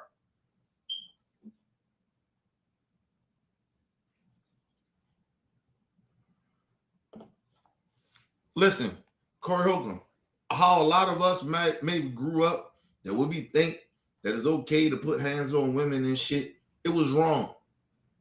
It's not okay. I don't give a fuck how you justified, nigga. It's not okay. I'm one of those niggas. I ain't do the greasy shit that maybe you're accusing Joe Buttons of doing, and you didn't do it. But we still in the wrong. And if you don't acknowledge that, then you ain't no better than Joe Buttons. That motherfuckers that went to the extreme of putting their hands and beating women. You ain't no different. You want to acknowledge that you out of pocket, nigga. But anyway, let's move on. Shout out to my brother LT in the building. What about? They said the girl said he sat on my stomach and made me have a miscarriage. You know what he said? I didn't sit. I sat on top of her titties or something. He said I sat on where her breast was. That's where I was sitting. Oh wow. Fruit Booty Buttons. I know you ain't talking crazy about me, homie. I know you ain't talking crazy about me, homie. Listen, allegations. You gotta remember this too. It's allegations. Because he never got convicted of none of this shit. It's allegations. I'm not saying it ain't true. I'm just saying it's allegations. Everything you talking about Joe Buttons and what he was accused of doing is not even on video. And he ain't get charged for it. But you, nigga, you are on video doing what people are saying you doing. And we ain't saying that you did it. It's on video. Don't deflect, nigga. Take self-responsibility for what the fuck shit you did. But anyway, let's move on. I mean, most of the time, all you guys who say what you say, I don't care what you say online. I expect you to talk about me. Yeah. First of all, nigga, yeah, you do. Because you wouldn't even be going at the Joe Buttons for what he said did if you didn't care. You do care. That's why you speak about it. That's why I always tell people, I tell y'all some of the times I don't give a fuck about what people say about me. But yeah, I do care about what people say about me. It's almost hypocritical. It's a lie. I'm lying. I'll be lying to y'all saying I don't care about what people say. Some of the times. It's a fucking lie. You won't respond to shit if you didn't care. Fuck out of here. But that's just a lie he just said. Let's move on. Fruit Booty Buttons. They know who I'm talking about. Fruit Booty Buttons. I'm over. I think he said I was a bitch ass nigga. Yeah. First of all, Corey Holcomb, this is how old school and stupid you are. You think because you use it, instead of using the F word, now you want to call people fruit booties and with all that shit, right? This is how ignorant you are, right? You want to call a man gay, right? Let me just say this. I can call you suspect because I don't hang around transgenders. I know of transgenders, but I don't hang around them. I don't know. Listen, people, I know male transgenders. I don't hang around them. They ain't in my presence like that. Like, and I'm not trying to downplay transgenders and gay folks. I'm not trying to do that. But this nigga is doing that. You insulting, trying to insult a heterosexual male and still at the same time insult gay people. Listen, dude, you are very obsessed with trying to call people out to being gay. Why is that? Because Corey Holcomb, a lot of your, just my opinion from afar, right? I'm gonna get on your level because I'm petty in that way too, right? You want to get petty, nigga, right? A lot of times your expressions, your temperament, how you come off a lot of times, Look a little feminine, nigga. You got them Kanye West feminine tendencies. You from Chi-Town, right? And I ain't trying to disrespect Chi-Town, but this nigga seem a little feminine to me.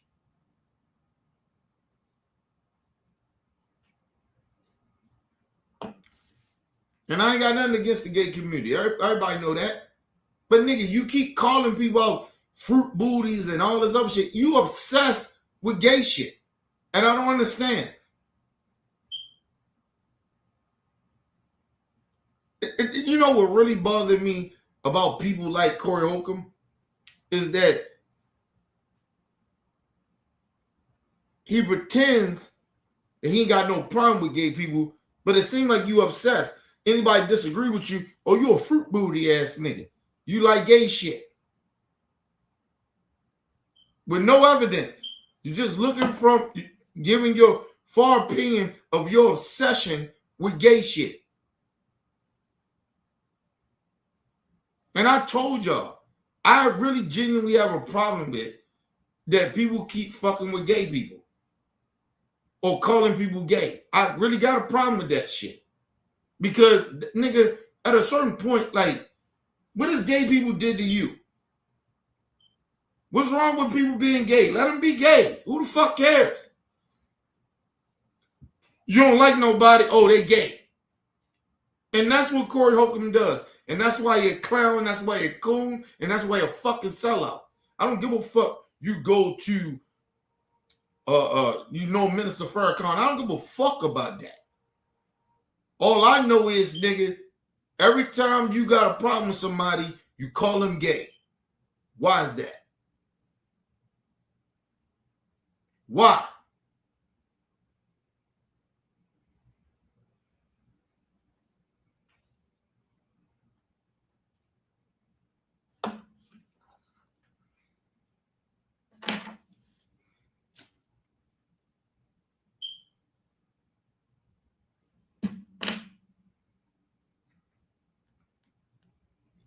Corey Holcomb is 50-something years old.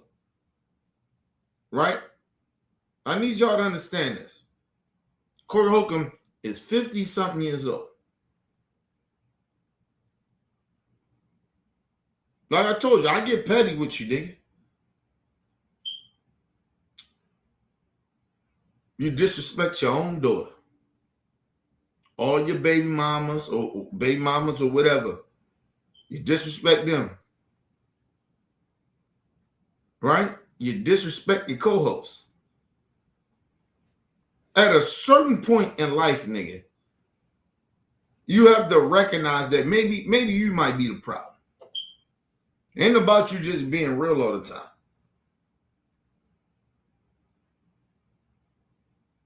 It's not like that.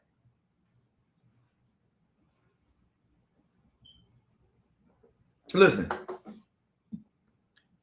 I said to myself a while ago, right, not a while ago, but a couple days ago, right?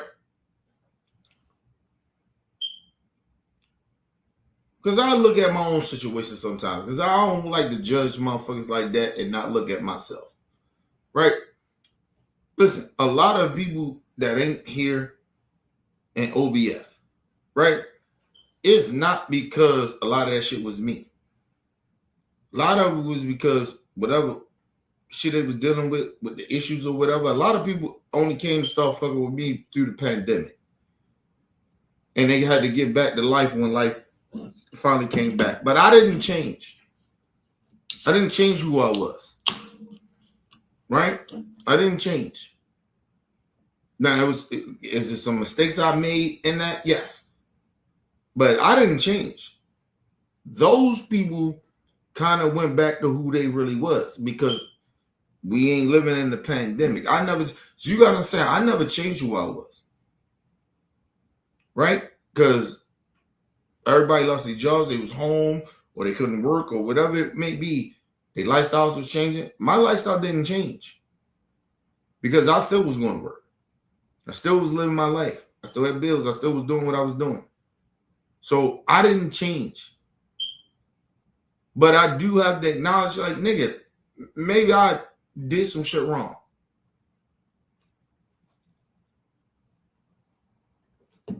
You know, you have to acknowledge when you fuck up. Or don't actually, when some shit fuck up in your life, you're not 100% when some shit in your life, in your situation or in your life fucks up. You're not innocent 100%. You got some type of percentage of where you could have handled shit differently, or you could have fixed some shit, or you could have did shit differently. That's life. So when people roll around and pretend, oh, I ain't do nothing wrong, I was just all in. No, nigga.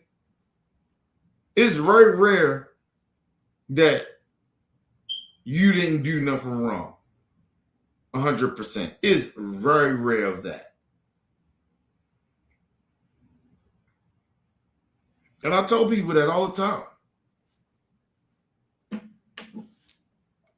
Listen, I was sitting here having this conversation with my wife. I said, listen, I've been a bad husband. I've been a bad person in no way. Because I ain't been right since my aunt passed away.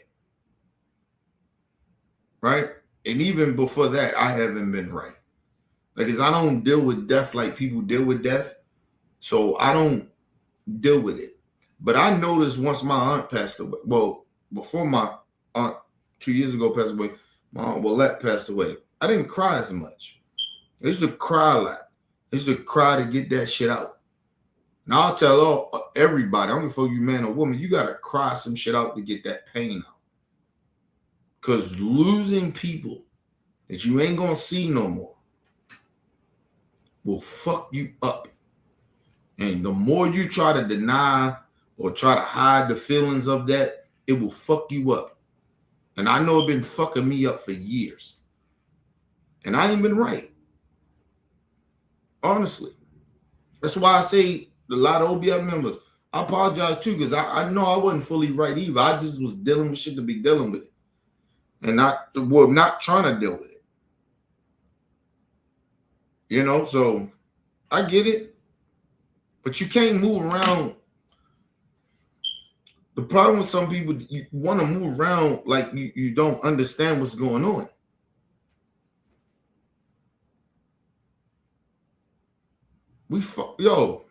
Shit real out here. I lost a lot of people in my life. And I never deal with it. I'm not going to lie to you. I don't. And I think that's what's been fucking my life up for a little minute. That's why I stay away from people the way I do. Partly. Right? Because some reason, now I know reasons why I stay away from people, but sometimes, I take shit out on people. Because I don't deal with shit that I need to deal with. And people need to really understand that. I've been moving around for a couple of years of like, I ain't got to deal with that shit.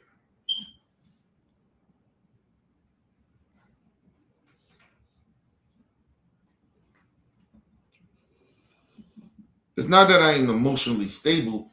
It's just that I don't want to deal with shit. It hurt too much. And I always been like that.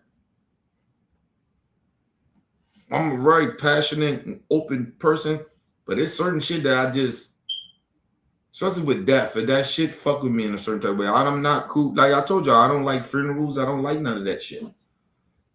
Because it make you have to deal with shit. Listen, I blamed everything, and I look back at it now, right? And we move on from this.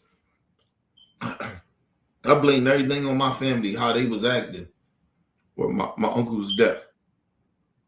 But that was me. I didn't want to deal with that shit. I didn't want to deal with my uncle dying. My aunt just died not even a year ago from when he died. And it's just, and these was important people in my life. And my childhood, how I grew up, who I kind of am as a person. I lost a lot of motherfuckers that was very important to me in the last 2 years. Kind of who I am as a person. And I didn't want to deal with it. And I took that hurt and spaz out on family members that I say I don't want to fuck with no more. And that's on me. I gotta fix that shit. You know what I mean? Sometimes you gotta fix some shit that you when you recognize when you fucked up, you fucked up. And be honest about it and be genuine about that shit.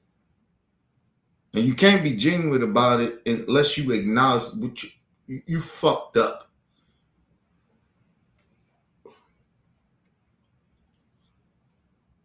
I'm not saying everything how I feel is all my fault, but I could have handled shit differently. But I chose not to because I didn't want to deal with the pain. Pain, sometimes you don't recognize pain. It can make you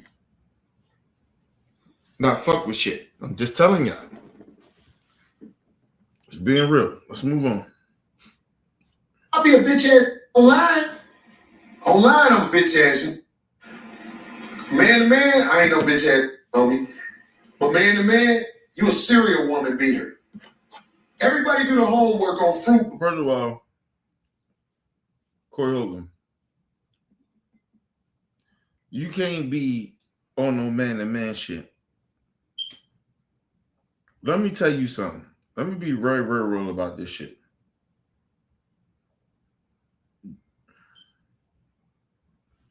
Ain't a nigga in my presence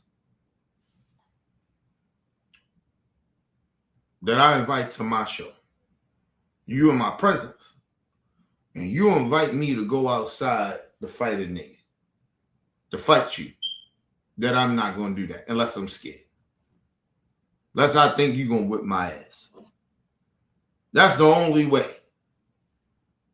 Nigga, I stopped that whole fucking show. Nigga, what the fuck you talking about? And like I said, see, my thing will be, I always tell niggas all the time,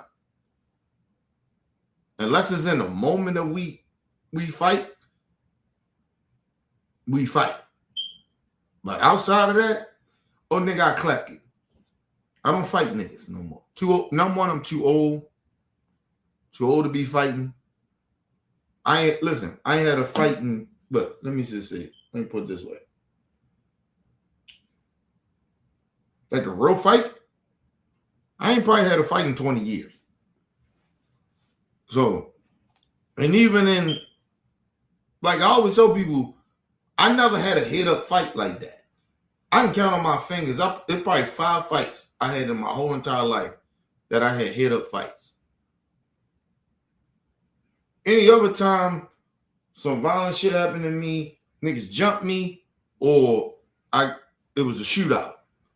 It wasn't no like I didn't get in fights like that. Right? Even when I was young and shit. Getting bullied. Like nigga didn't beat me up like that, but I got bullied. And so when you scared of them motherfucker, you scared them, so you kind of comply, right? To the motherfucker demand, right? But no, I didn't really get into a lot of hit-up fights like that. I probably, in my whole entire life, hit-up fights, I might have had about 5. About 5 hit-up fights.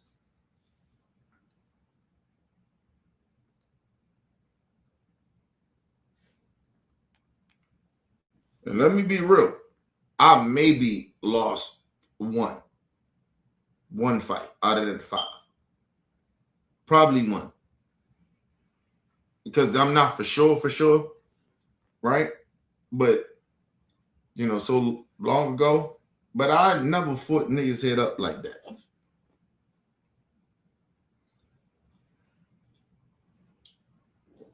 Because you got to think about this, right? I grew up, right? Like, I got bullied when I was like young, right? Like elementary and shit like that. Right? Maybe partly middle school, maybe. Like my first year of middle school, something like that. But I hung around, like not even just elementary, it was elementary. It wasn't like middle school and shit like that. But I might have lost one fight. Right? But did I fully, then I can't even say that because Did I fully try to fight the motherfucker? No. I was scared of the motherfucker, so I didn't fight. Like, I ain't fight back. Like, if that makes sense. Right? But I don't think I ever really lost a hit or fight. Motherfucker, he really beat me up. Like, nah. Now, if I didn't fight back, then that's something different. Because I was too scared to do it. So I probably lost fights like that, but a hit or fight, like if I fought back, no. No nigga ever beat me up.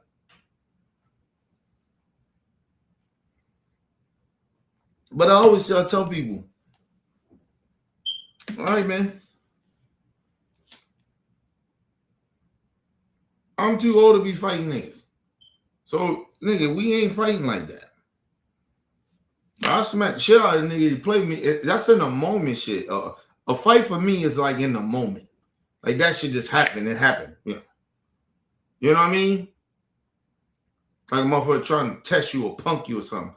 Like, you get what I mean? Or you in the moment and something happened. But I ain't had a fucking like real fight in 20-something years.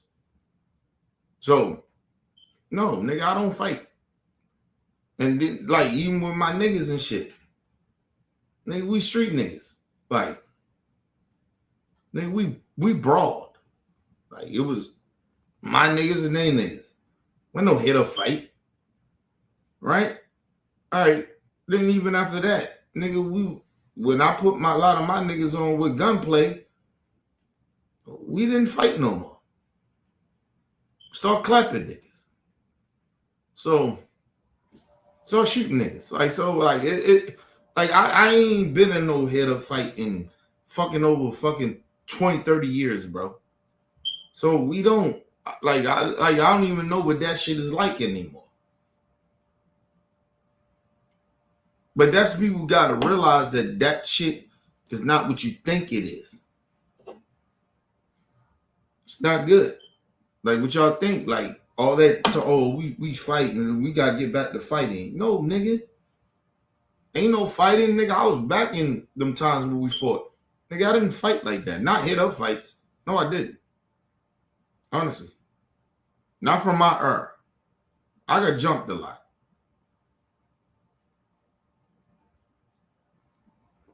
In the times that I got bullied, I never fought back. So that's not a fight.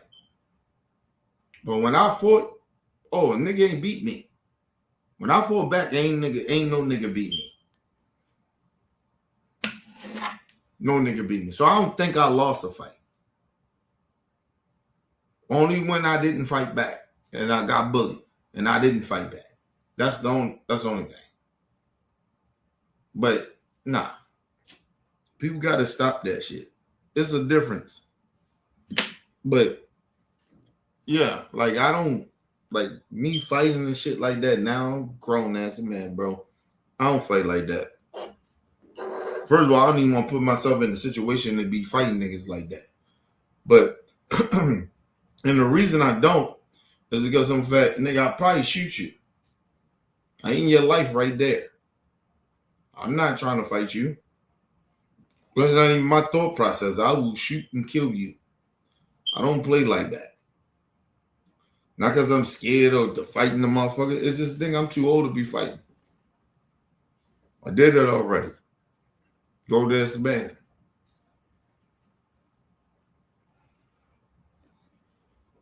And then second of all, I ain't gotta prove to you how tough I am. Number one, I'm not moving around like I'm tough. So I ain't gotta prove to you how tough I am to throw hands with you. I ain't gotta do that.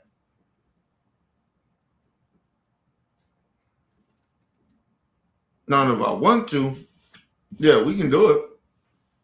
But do that shit. Shit's stupid.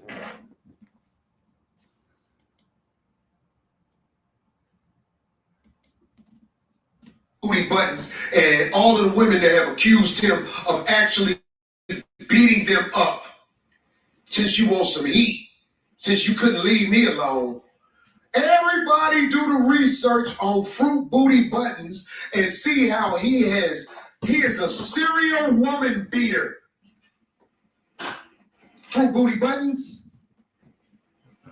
Yeah. You and your crew talk about that since y'all need subject matter, because y'all admit y'all watch me. I don't watch y'all.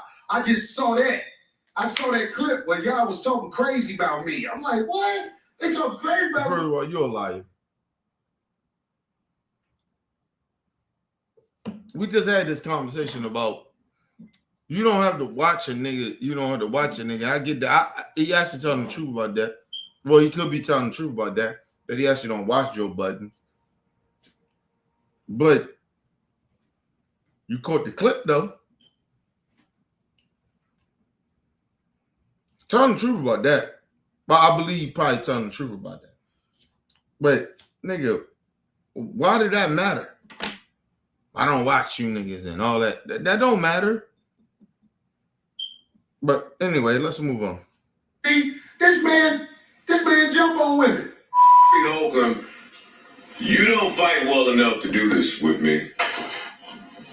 Like, we had video with you. You're not smart enough, strong enough, big enough, fast enough to do none of this you talking about with me. We saw you with the homie Anton. He asked you to walk outside, and you remained stationary, Corey Holcomb. Please keep my... And that's a fact. Because if I come in your space, I'm ready to fuck you up. See, number one, I'm not going to get in your face and do some shit. Right? But once I figure out, listen, prime example, I'm going to put y'all on game. On the shit about me. My man Alex, love him. We got into it. And I was ready to go. I walked up to him on some fighting shit. And because my man Alex didn't reply in the way that I thought that he would apply in that way, because if it was any other nigga, he'd have knocked that nigga out. He'd have knocked me out. If I was some other nigga, right? He'd have swung on me. That shit would have been a wrap, right? But it was me, right? And I walked up on him. And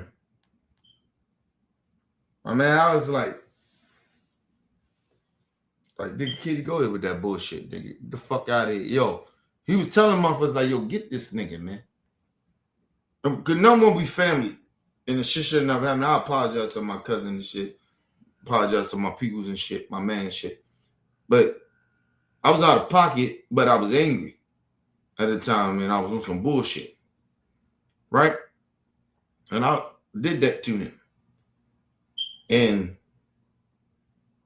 nigga, if that was anybody else outside of me, he'd the dog walk me. He'd the dog with me. Oh, I know him. I know how he get down, nigga. Right? I'm not saying I wouldn't have been no fight, but I'm just saying it wouldn't have been like that. Like you think. I ain't saying he'll beat the dog shit out of me, no shit like that, but he'd have put hands on me. You feel me? But I walked up to that nigga, and that happened. And he was like, hey, get this nigga, man. Hey, telling my wife and this nigga, everybody called me like, yo, King, you tripping, blah, blah, blah. And I'm wild. Like, nigga, what? Nigga, what you gonna do? What? I was like, I wanted the action. But did I really want it? Did I really want it? Because if I really wanted it, I'd have swung on him.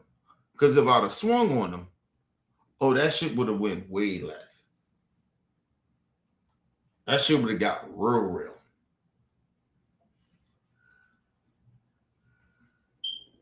Now, mind you, then I'm talking about, it's like my fucking brother. That nigga's he is my brother. That nigga's closer to me than my own brothers and sisters. So, listen. Imagine I did that. Imagine if I rolled up on him and he didn't know me. If that was somebody else, he would have beat the dog shit out of him. Because you can't roll up on him like that. I know that for a fact. But it was me. And I was wilding, doing whatever I was doing. And he was like, nigga, man, you don't get your... Like, he was almost like, nigga, if you don't get your bitch ass out of here. Like, he was on that type of time. He know I ain't no bitch, but he was like, nigga, the fuck, nigga? You out your motherfucking mind, nigga? Like, he was shocked, but he was pissed at the same time. But if that was anybody else, he would have beat the dog shit out of it. First of all, you probably wouldn't be able to walk up on him like that if I'm in this presence. Because I'll probably have jumped on your ass. That's number one. But by it being family, we family, so nobody was like, just let them niggas, you know, nobody like, we ain't getting into that. They were trying to bring it up or whatever, but I was on my bullshit. But I know that if I was anybody else, oh nigga, he would have stomped a mud hole in me. First of all, the whole fucking, like, all, because my niggas was there too. My wife was there. Like, the nigga, we the dog walk, whoever the fuck that was. Right? But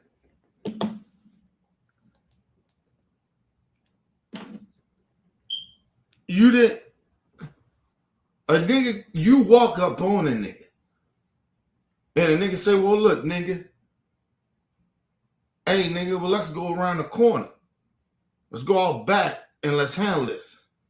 Or you couldn't say that to me. Well, nigga, let's go do it.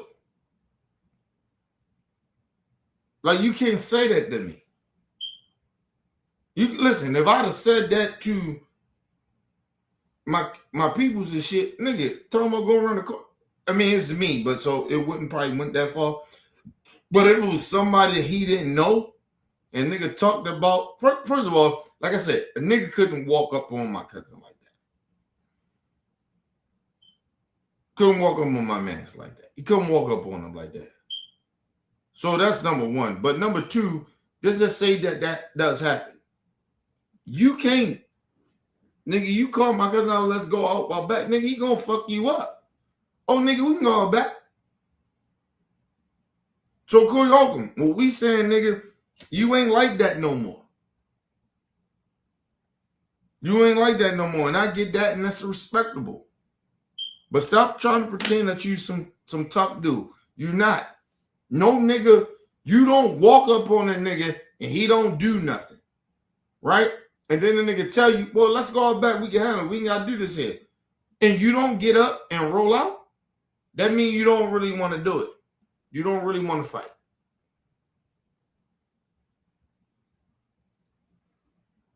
Because if a nigga tell me that,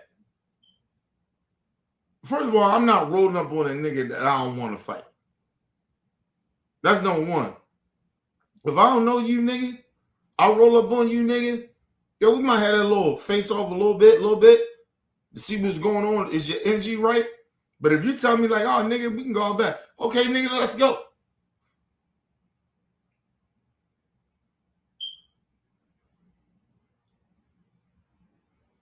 Like, real talk. But I'm not sitting there arguing with you, nigga. I'm not going back and forth with you. You can't push me to go outside and then I don't do it. So go, nah, nigga, you look weak in that. And I'm not trying to take Antoine Daniels shit because he a pussy ass nigga too. But nigga called you out, let's go out back. But the only reason he said it because he had security. Because he most likely knew his security was going to be like, oh, nah, nigga, you can't do this. And, no, let's separate it. And whatever. You knew the separation of it. It's not no hood shit.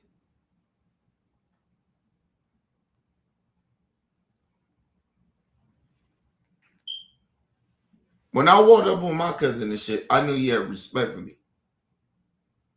I was angry, pissed, or whatever I felt.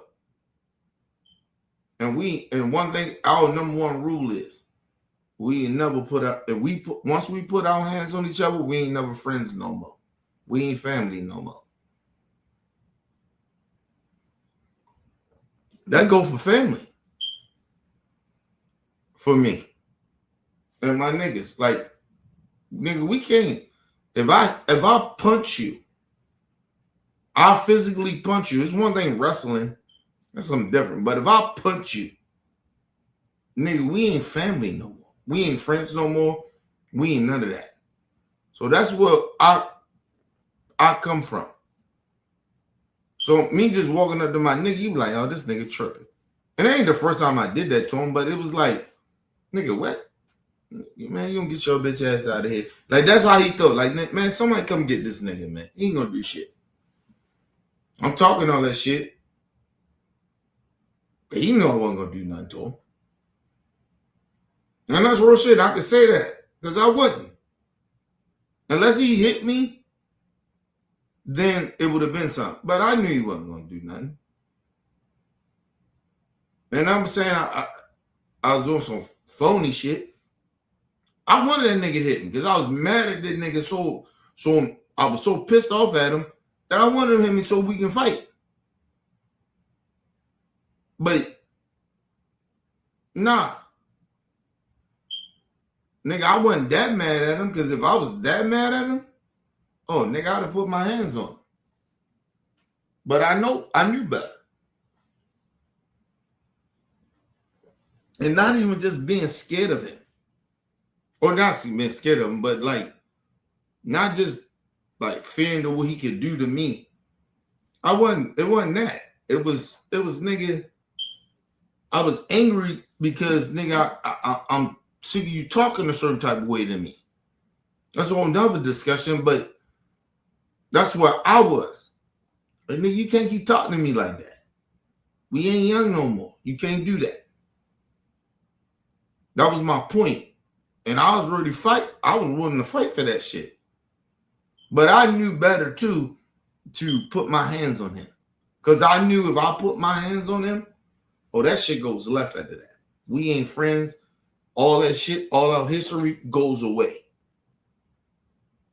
But my point is about Corey Holcomb is that nigga, you wasn't going to do shit. Because if you was going to do something to that dude, I don't know a nigga like that, you said in my face like that, nigga, I might rush you. Motherfucking 7 out of 10 times, I'm rushing you. I'm rushing you. You can't roll up on me like that. If Corey Holcomb roll up on me like that, like, nigga, hold on, bro. Sure, he just stood up. I'd have stood up. That's how I knew Antoine Daniels wasn't no real street dude. You don't let no dude roll up on you like that. Nigga, soon Corey Holcomb stepped up. Oh, D move away. Nigga, that nigga stood up like that. Nigga, hold on, nigga, what? That's how I knew this shit was bullshit. Nigga, ain't even one of you niggas like that. Because what you did to him, and him allowing that shit, and then he came around and said, offer you to go outside, nigga, and y'all ain't do nothing? Fuck out of here, nigga. And I'm a former street nigga. You can't do that to me now. I'll beat the dog shit out you roll up on me like that. Nigga, I take that as a threat. Anyway, let's move on, y'all. Name out of your mouth, and don't take anything I'm saying as like threat to you. I wouldn't plan on doing nothing when I see you. Actually, if I saw you and we were breathing the same airspace, I would take it as a threat to me, a threat from God, a threat from life that we even in the same circumference. Corey Holcomb, your fall from disgrace has been one that should be studied, from kind of funny to kind of bummy to I'm just the dummy. You over there struggling. You look sandwich away from welfare. You dusty dog in the face. Boy, Corey Holcomb, I can't believe that you are engaging this way when you fight that way. Honestly, it's over. You over there just lonely and poor. Your co-host look bad. Not the woman. I'm not talking about her. Everything over there look bad. I know you're down bad because you on an Costco table podding in front of a fake plant that appears to be dying. And let me say this about Joe Buttons. Joe Buttons, you ain't like that no more either. All these old niggas talk tough, and you're not tough no more. You know what I mean? Like, I'm sick of niggas in their 40s and 50s talking like they tough on these podcasts. You niggas ain't tough. None of us are tough like that. We ain't out there trying to get like that. I don't want to get like that with no nigga. Like, that's not even my energy. And now if you push me to that, I get that. But nigga, I'm not going to try to act like I'm getting tough with you. Or when I see you and all that other shit. Nigga, listen, I'll tell you this. I'm from Baltimore City. Regardless, I ain't in the hood or not, nigga, I'm from Baltimore City. Got a problem with a nigga. I got a problem with a nigga. I ain't got no time to be sitting there bullshitting. But niggas, I don't move like that. I'm from Baltimore, nigga. We don't move like that. Even if you from the hood, you come from the hood or whatever, we don't move like that. Nigga, we got a problem, we got a problem. Nigga, I ain't gonna do nothing to nobody, bro. Like, I don't give a fuck about, first of all, nigga, I'm not trying to fuck up my livelihood or what I'm taking care of in my life to spaz out on some internet shit. You niggas is weak.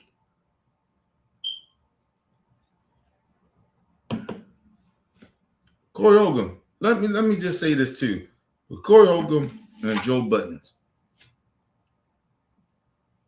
nobody's saying y'all ain't got no fighting. You can't fight, none of that. But you niggas ain't gonna do shit. You see each other, you gonna see each other, ain't nothing gonna happen. So ain't nothing real about what y'all talking about. You're just insulting motherfuckers. The internet is like some female gossiping shit.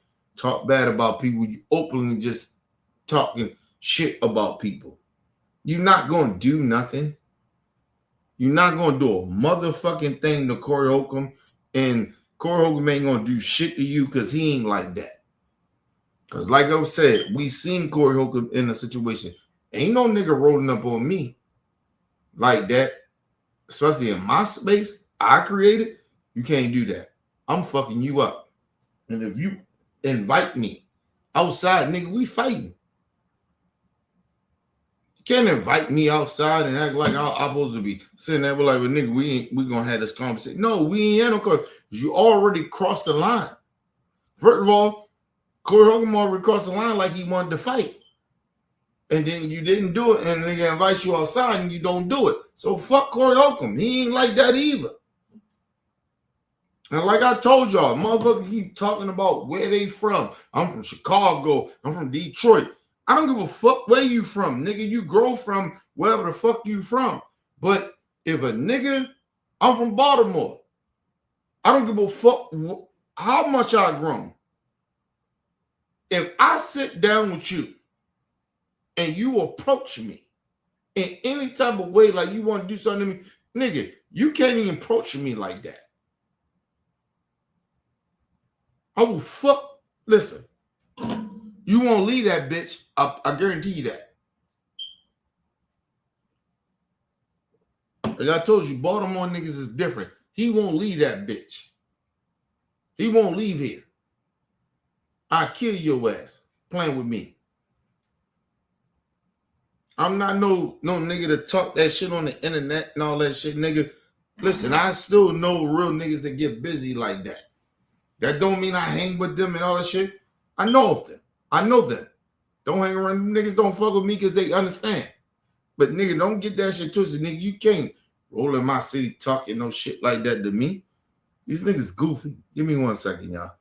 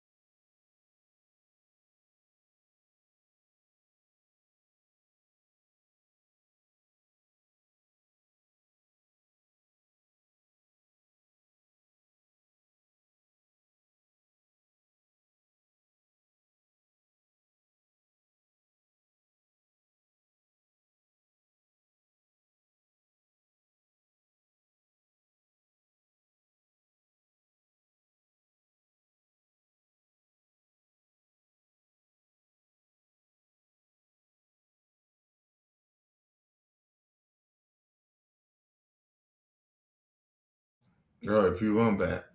But no, nobody does that, bro.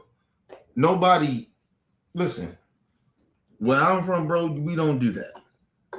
Like, I'll try to tell you, I'll say, it depends where people are from, bro. Like, you don't, like, certain shit, like, Corey Hogan, you don't even live in Chicago no more. You live in LA. And I'm not trying to say LA is soft, but this nigga lives somewhere in the suburbs, bro. He's not around street shit like that. So why are you trying to pretend that you on some street shit? Like, it's even like niggas, like the pastor I was talking about, he was talking about, well, I live amongst the people. Well, nigga, that's even more stupid to me. Trying to pretend, oh, I live in the hood. Well, you should do better about with them in the hood. You know what we go through in the hood. So him pushing that racist shit is even worse. But I'm just saying, for like niggas be trying to pretend, oh, I still go to the hood. Go to the hood for what? And nigga, unless you supposed to be in a, listen, I go to the hood to visit, or I go to the hood to work. Right? Like, I work amongst my people. I ain't scared of my people like that. But I don't sit there and act like, oh, I live amongst motherfuckers that be doing fuck shit. No. Fuck you talking about? I'm not part of that shit.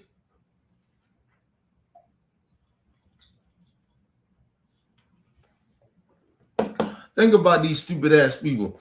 They really think that, oh, just, you know, I come from the hood. I come from that. Nigga, I got niggas I know, I call right now, I know, willing to die for me. To this day. I don't use them like that. Like, think about that. People want to use people to, you know, do some dirt for you or some shit that you ain't willing to do yourself. Nigga, I will kill a motherfucker before I call a nigga to kill a nigga for me. See, that's a different. I was raised different. I grew up around real gangster niggas. I know real gangster niggas. So I don't have to call them and be like, oh, yo, I need you to kill a nigga for me. For what? If I want to kill a nigga, I'll kill him myself. All these fraud ass niggas out here trying to pretend they gangsters. You not gangsters. If you ain't gonna do it yourself, fuck out of here. I kill a nigga myself. I don't need none of my niggas to do it. And I know niggas will do it for me. That's the crazy shit about it. I don't need none of that shit. That's why I'm respected where I come from.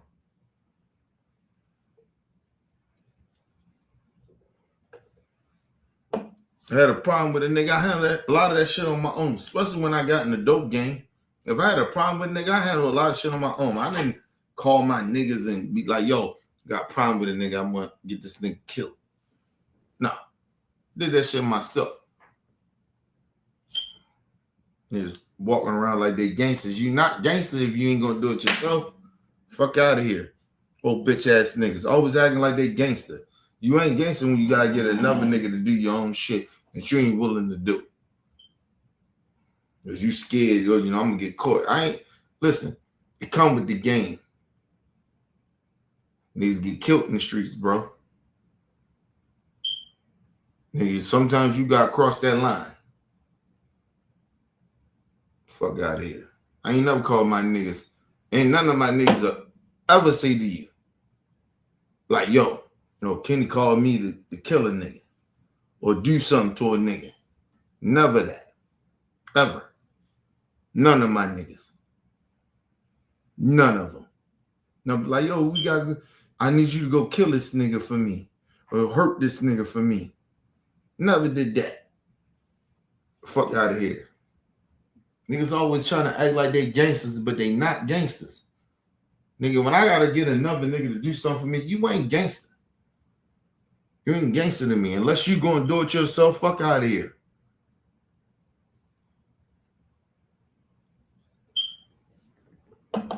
Ain't none of my niggas said that. None of them. Ever. And still to this day, they wouldn't tell you that. Oh, Kenny came and asked me to kill a nigga or hurt a nigga for him. Ever. They would never tell you that because it ain't never happened.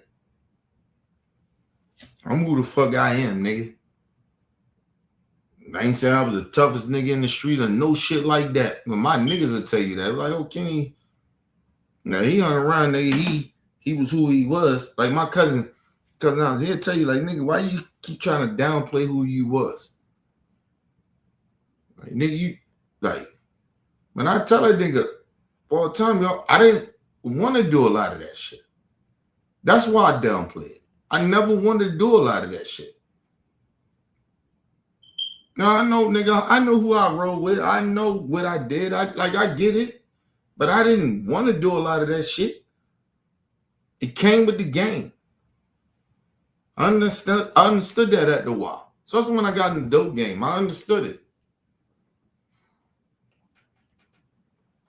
My cousin, he said to me a lot of times, my cousin I'm talking about, yo, he always tell me, like, nigga, you downplayed who you was. Like, I downplay that shit because that ain't shit that I wanted to do.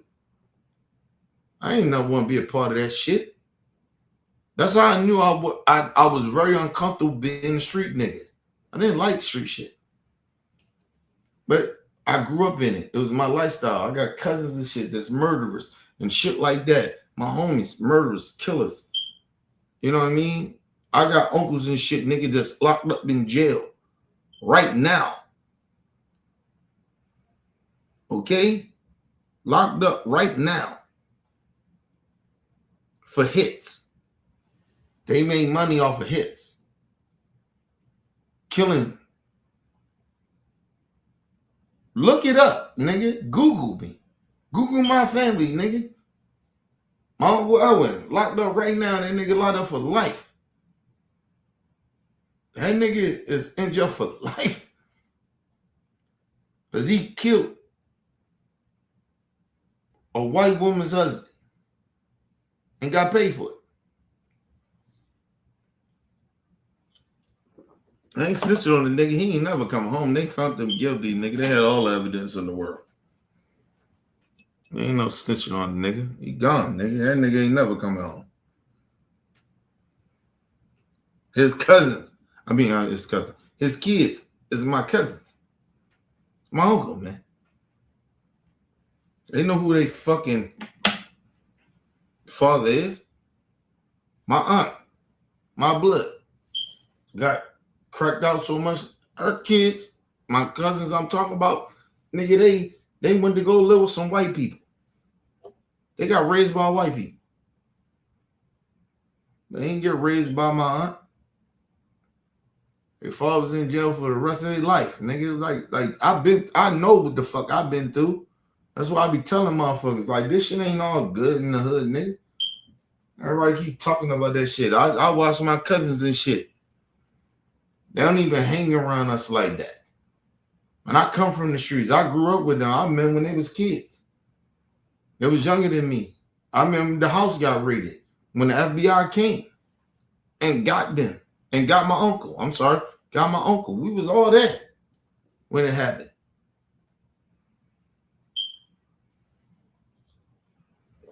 Nigga, they was younger than me. They wasn't older than me. These are my young cousins. My uncle kids. They was his kids.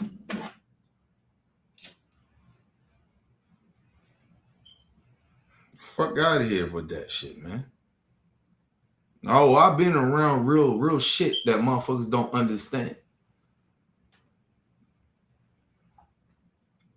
I see my cousins and shit. Like, I ain't talked to them in a minute, but like when the last time I hung around, I'm like, nigga, them niggas ain't like that, man. They ain't like that. They don't even remember when they father got arrested. When the FBI bars through the windows and shit like that, they can't get their father. They don't remember that shit. They remember it, but they don't really remember it. Like, you know what I mean? You can have, like, certain shit. Yeah, man. My uncle was like that, nigga. He was like that.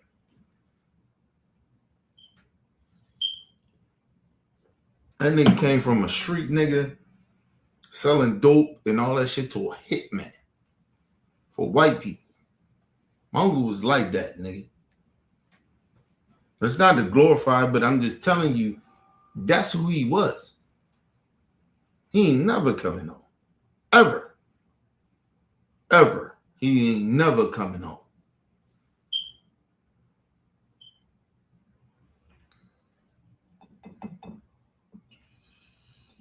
And my aunt was on that shit. She was on them drugs.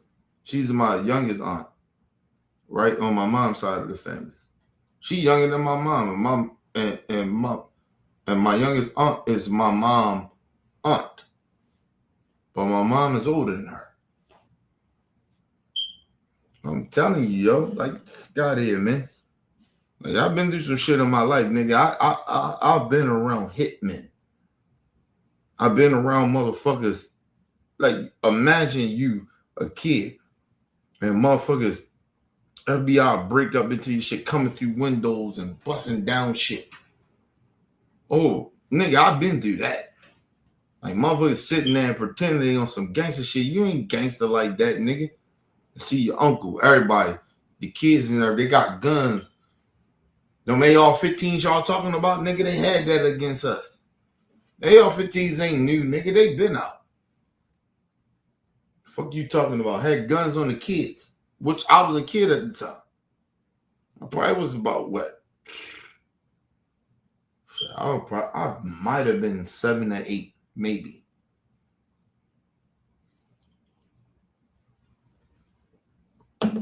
Might have been a little older, but I probably was about 7 to 8 years old. That shit happens, man. Where I come from, my uncle was a gangster like that, nigga. He was like that. And he didn't do that shit because he wanted to. He did that shit because, nigga, it was survival for him. I visit my uncle. My uncle, listen, man. My uncle told me he did that shit. It was about money for him. He didn't even want to kill the dude.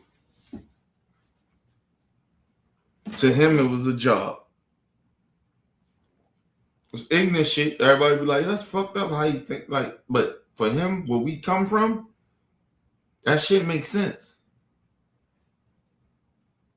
That makes sense to him.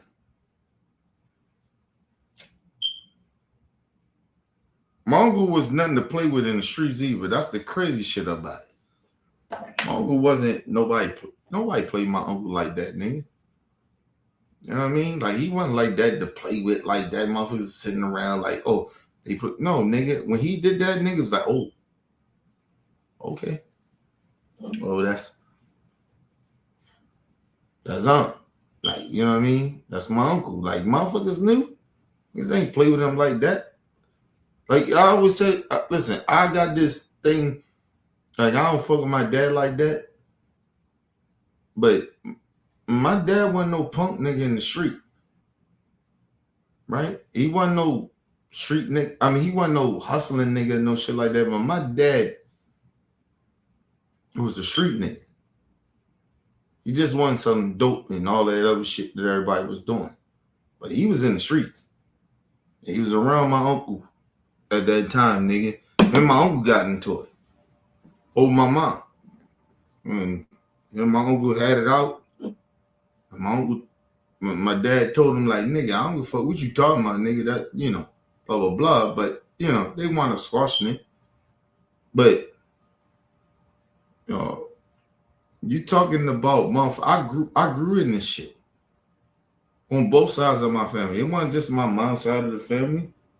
This is my dad's side of the family. I grew up in this. That street life in Baltimore, nigga, I grew up in it. And ain't no fucking shit that I can take away or just be like, oh, it's just one side of my family. No, it was both sides. It was gangsters on both sides of my family. I ain't no choice to be in this shit.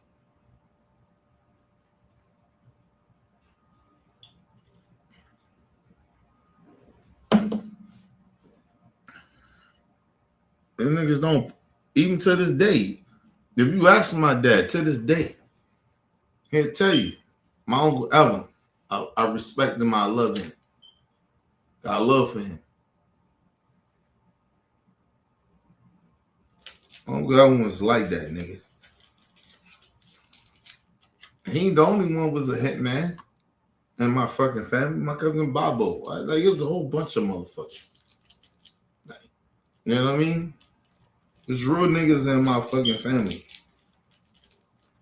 And the bad part about it was, for me, was I probably, out of all my family, I'm probably the only nigga. And that's a fact. I'm probably the only nigga that I feel like I ain't had no family. I don't have no mother, no father. Because I'm probably the only motherfucker got raised by everybody in the family. There ain't nobody in the family that said they raised by, you know what I mean? I didn't live with my mom long enough for her to raise me. I didn't live long enough for my dad to raise me. You know what I mean? I probably got more time with other people in the family that I live with. You know what I mean? Aunts and uncles and grandparents and shit like that. I live with everybody, cousins and shit. Like, you know what I mean? I never got stable. If that makes sense to y'all. I never was stable.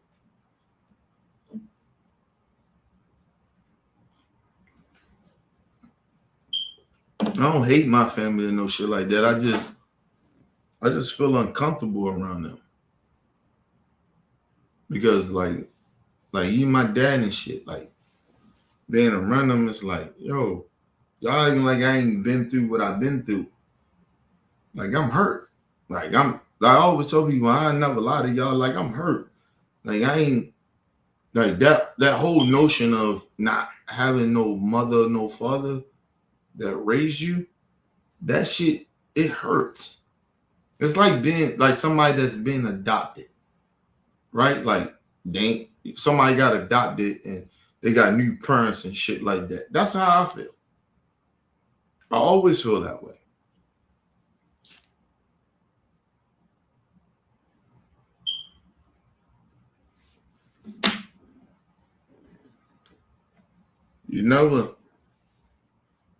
I always tell you, I never feel comfortable, right? I never feel like, I said this shit to my wife, I put it this way. I said to my wife, I never feel loved. Ever. Never ever feel loved by anybody. Because I never grew up with love. Like, I grew up amongst the community, and people think that's a good thing. It's okay, yeah, but you don't got no family. I mean, you can get your mom and your dad that you don't feel that love you. It doesn't feel good. You know what I mean? It doesn't feel good.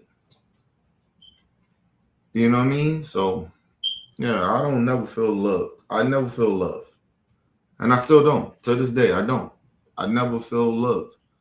Like, the only time I ever feel love is through my wife and my daughter. That's it. Outside of that, even my sisters. I love my sisters and I love them, but I don't feel they love me. Like, you get what I mean? Like, I don't feel loved by them. My brothers and sisters and friends and shit. I never feel loved. That's what I be dealing with. That's my personal issue for me. Like, you know what I mean? Never feeling loved. And it's mainly because my mom and my dad, they didn't really raise me. You know? Never really felt real love. I felt love outside of them. So, you know, if they ain't your parents and you don't, like I always say, I put it this way. I'll tell y'all the real shit. My dad, he can say he loved me. My mom, she can say she loved me. But I don't love them the way they love me. Because they didn't raise me. My mom didn't raise me. My dad didn't raise me. So I don't feel like they genuinely at their core love me. That's just me. And I don't think they can say it because they don't know me. They didn't raise me. So how the fuck they know me? Y'all feel me? Like, how somebody going say they fully love you and they ain't been in your life? It's like my daughter, right? My daughter can't say that I don't fully love her. I'm always going to be in her life. I don't give a fuck what it is. That's my daughters. You know, my daddy. Nigga. She going to always say that because I'm her daddy. And she know I love her. And I tell her I love her.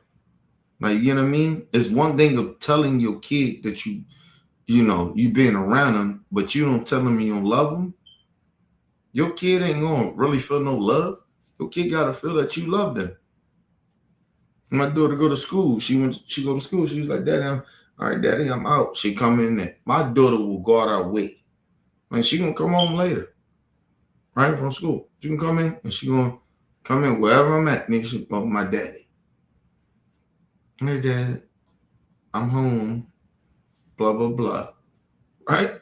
And then I'm gonna say, all right, baby. All right, boo. Good you home. You have a good day in school? Yes, I had a good day in school. Okay. You good? All right, yeah. Love you. Love you too, Daddy. That's our routine.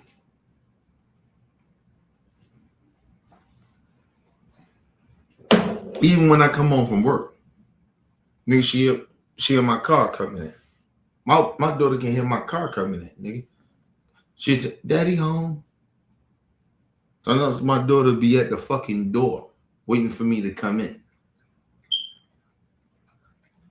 I never had that with my mom and my dad. Never had that. Ever. Even times I lived with them or not, I never felt that connection that my daughter feel with me, with them. And my dad, to this day, right? And I feel bad, right? In a way, right? If my dad's sick, right? You're going through some shit, but I can't care about it. People are like, oh, Kenny, you been cruel about that shit. No, I'm not. I'm not being cruel about that. My dad don't give a fuck about me, bro.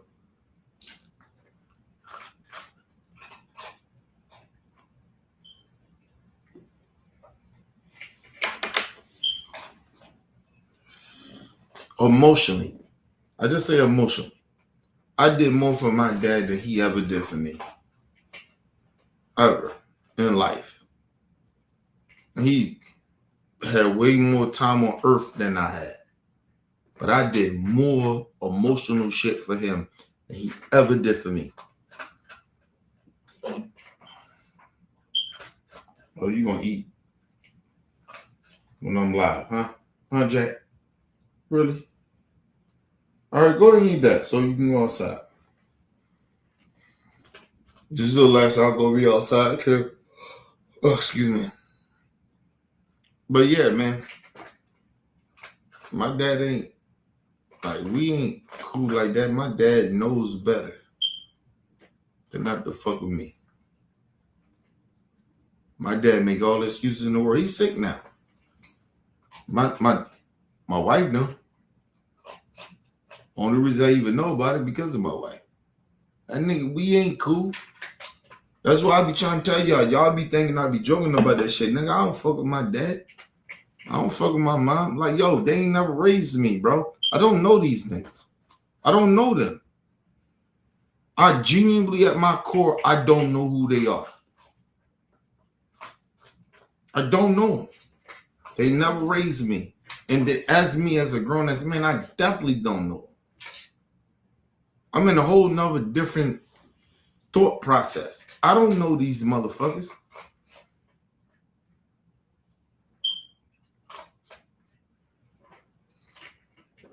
Listen, when I tell y'all that my mom, she back on that motherfucking, that sugar bush, she back on them drugs. You think I'm lying about that? You think how I go live, you think I wouldn't, if my mom was good and we was good, and my dad, we was all good, you think I wouldn't put them on live with me? Talk about our shit, help other people. You think I wouldn't do that? Nah, I don't do that because I don't fuck with them. And they ain't shit. My mom ain't been shit. My mom always chose men over her kids. My dad, same way. He would choose women over me now. He doing the same shit. Instead of him like, let me, and he trying to hide behind my aunts and people dying, my grandma gonna die, and all that other shit. Nigga, I'm your son. He won't even call me.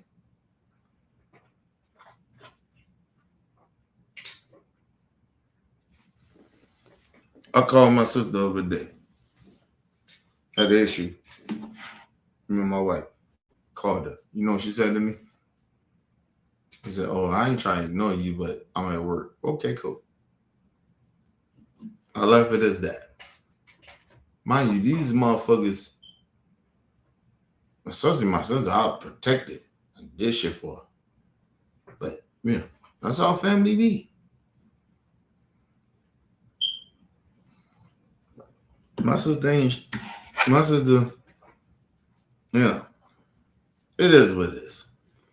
I ain't mad at her, but it's just like, okay, I get it. Whatever. Do you? Me and my sister relationship ain't been the same since she got pregnant with my niece. And I'll be very honest about that. Man, my sister ain't cool. Like, we don't fuck with each other like that. Like, this is my niece, my first niece. Love her to death. I love her to death. We ain't never cool.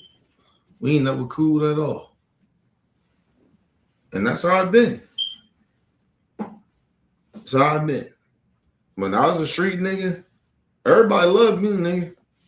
But when I stopped being a street nigga, my whole family kind of turned against me. And that's how it feels to me. As long as I'm that street nigga, or everybody they love Kenny the street nigga, or they love me, nigga.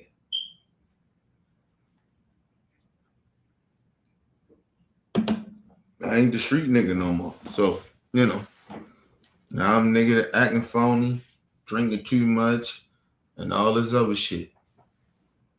Right? I told my wife, I said, look, we had this conversation too. So I be real about shit. I don't lie to people. I don't lie to y'all. Listen.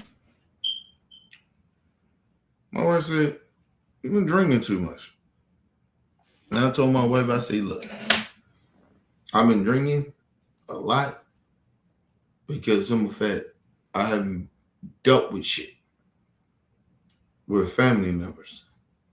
My uncle, my aunt, and my uncle died in the same year.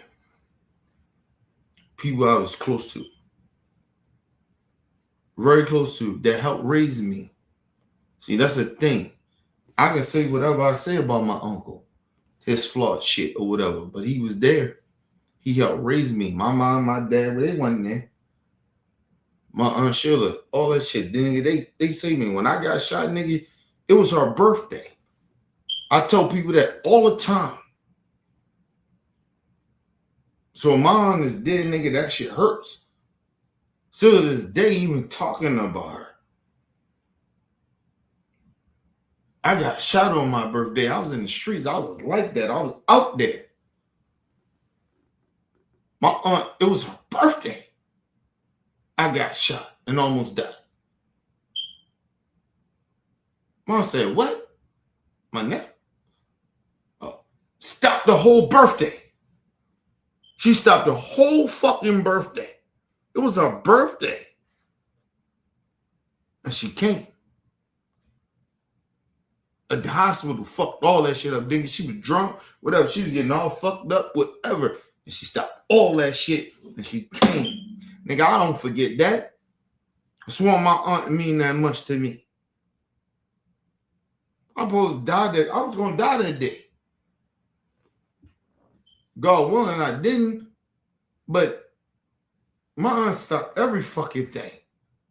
And her life was my nephew got killed. My nephew got shot. I'm sorry. My nephew got shot. Oh, you know what? Let me go. The fuck out. On her birthday. She was enjoying her shit. Imagine in the moment you're enjoying your fucking birthday. And the motherfucker's like, oh. Because I told you the hood was different back then. Nigga, word of mouth is some shit. We had the cell phones wasn't really like that. Just want y'all to know that. But I got shot. Nigga. She got that word of mouth. She was like, and it was a hood bar. So ain't too many people who know the numbers, all that shit. She ain't had no cell phone, none of that shit. Nigga, it was a call she got that I got shot.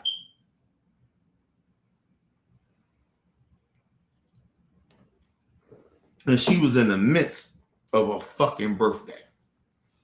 And my aunt, God rest her soul, my Aunt Sheila. I love her to this day. Nigga, and she,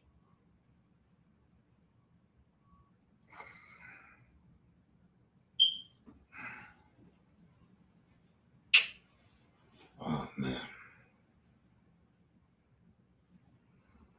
Oh man, I love my Aunt Sheila, man.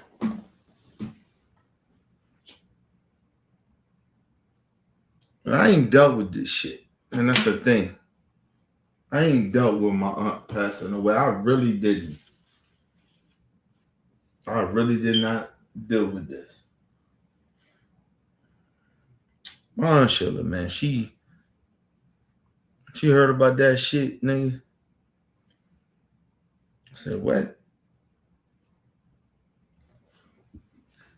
And she got the fuck up from her birthday. Excuse me. And she came. Dropped everything. Well, we gotta go. And my aunt,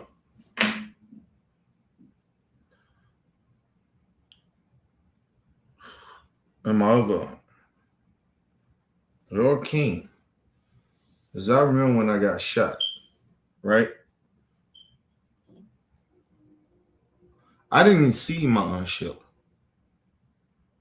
I seen my aunt, no, I want to tell you, I seen my aunt,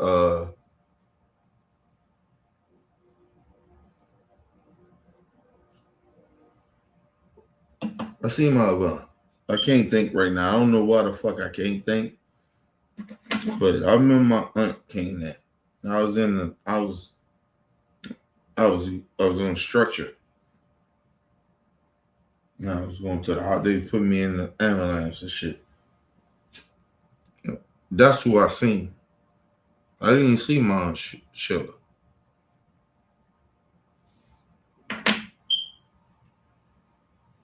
My Aunt Shirley, I'm sorry. My Aunt Shirley, that's what it was. See my Aunt Shirley. And they came and they did that, right? And it happened. And I remember that I was in the hospital.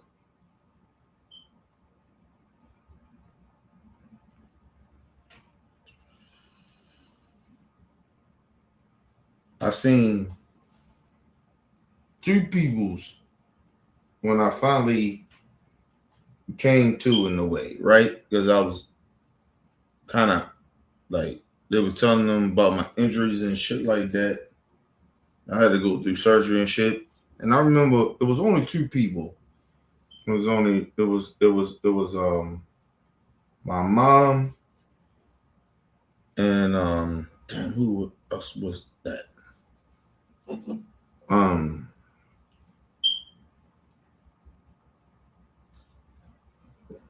No, actually, I don't even remember that. I take that back. I don't even remember that because I was so like I was already under that. Like, and I guess whatever my mom was talking about to the doctors and shit, I wasn't woke for that. So I was under. I was out. Like not under. They gave me medicine. I was out. Like I was in like damn near a coma, right? And I remember my mom. I remember my mom being there, right? Because I woke up for a minute, but I only remember her. But then after that went away, and I went back into the coma or whatever, right? Or went back to sleep, however you want to put it. And whatever my mom said, that's what the doctors did. But when I woke up, no, that's not true. Because my mom said, she said, no, my dad was there. I'm sorry, my dad was there. And he said, what up? He didn't say too much. But my mom came there and she said, you fucking up and shit like that. You getting yourself in all this trouble. Like she was going off of me. My mom was going off of me. And my dad said, this ain't the time for that. And I flipped out and I was crying like a motherfucker.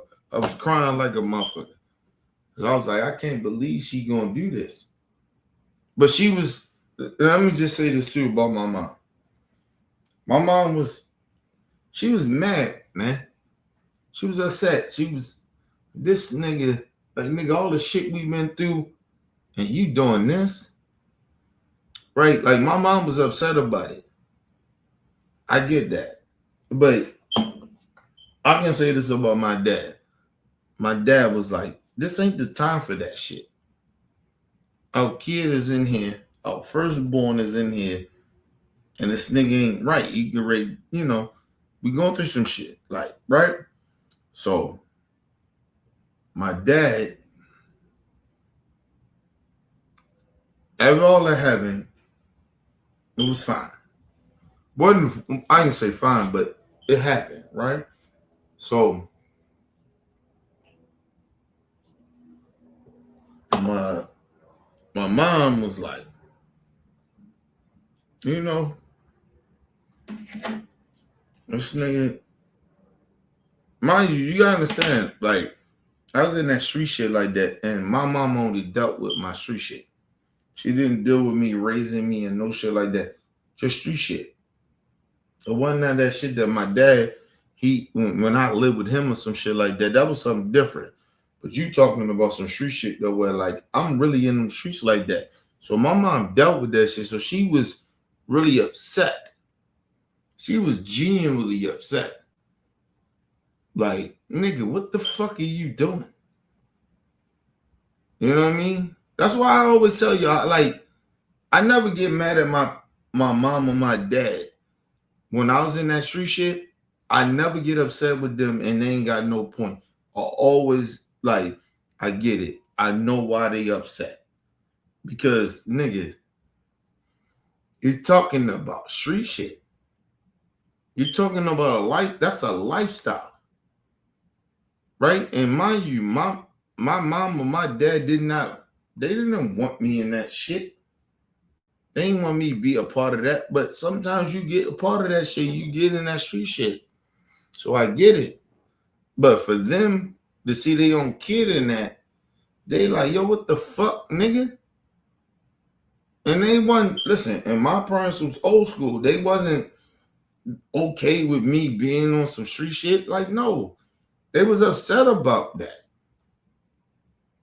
My aunt, like I told you, nigga, she was really mad at me for years. I got shot and almost died on her birthday. She had to stop her own shit to come and make sure I was good. I ain't die. God rest my aunt's soul. My aunt Sheila.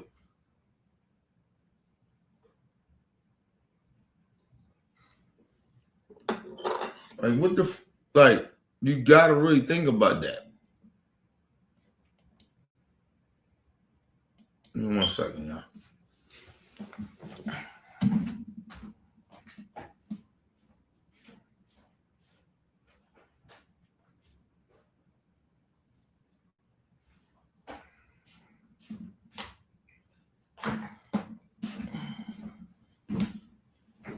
All right, I'm back, people. Telling y'all, it ain't what y'all think it's about. You gotta understand something. Like, excuse me.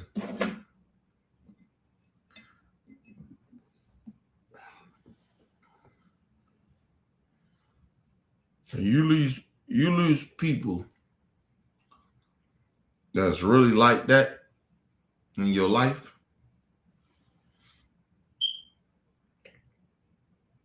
They've really been through some shit. And you gotta understand something too. Like my aunts and shit. Like nigga, this shit was deja vu. But at the same time, this is like, oh, nigga, they like, cause I know my father history too, who he was. Like, nigga, they didn't like, yo, they was mad at this nigga. They didn't like my dad. My dad did a lot of fuck shit back in the day, bro. You know what I mean? And so imagine that, like, I'm almost similar to this nigga in a way. And they kept me close. My aunts and them, they kept me close. They was like, yo, we don't want you to ever change against family. My dad used to do fuck shit to the family. And I think that's why I'm more respected in the way of my family, right? But that's their brother too. Before my aunts and all them passed away and shit and got sick, like, yo, they respect them a little more because, you know, they grew up with him. That's one of the things. That was one of the reasons. But they didn't fuck with my dad like that. My dad fucks with them now and all that shit because nigga, cause they only fuck with you because you grew up with him. But nobody fuck with my dad like that.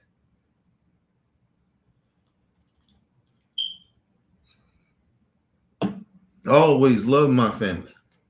You know what I mean? I appreciate what they did to me, nigga. You did for me. They did shit for me. My Aunt Sheila, my Aunt Shirley, all of them. My Uncle Chuck, they all, other than my Aunt my Aunt Shirley, they all dead, bro. And my Aunt Tammy, like, you know what I mean? My Aunt Tammy ain't passed away or nothing like that, nigga. I love them, man. They took care of me. When I was a kid, nigga, I ain't had no motherfucking family. My dad didn't take, I had no fucking father or no mother. But they took care of me. Always did. And so, can I just say this? The reason I feel the way I feel, and I'm angry and I'm pissed, and I miss them and I'm emotional. I miss my aunts, man. I miss people that took care of me. They was my family. My dad and my mom wasn't my family. And I know my dad, he might feel a certain type of way. My mom might feel a certain way. Y'all never raised me. When they was all out on the drugs, or even my dad, when he was trying to get his shit together and he couldn't come and help me or whatever it was, right? But nigga, your family took care of me. That's on both sides. That ain't just my mom's side. That ain't just my dad's side of the family. They both took care of me. My family, they're my mothers and fathers, not you. And I think they need to accept that, but they don't.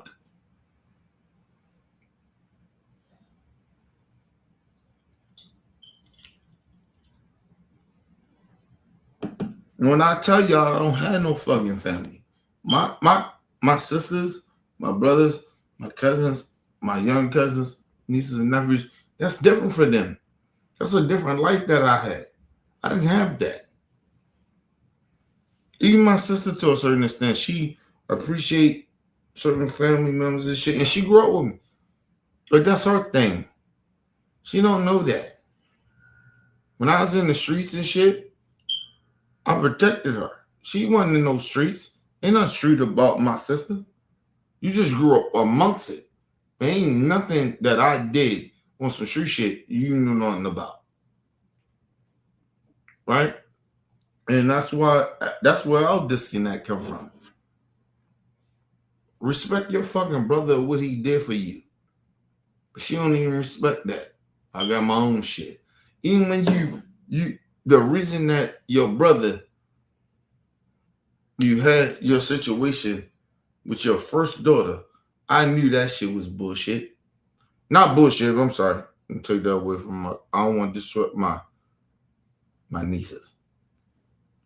My first niece, when that shit happened, my sister stopped fucking with me. Because I told her, I say, you know you ruined your life, right? She don't even remember that. But I told her she ruined her life.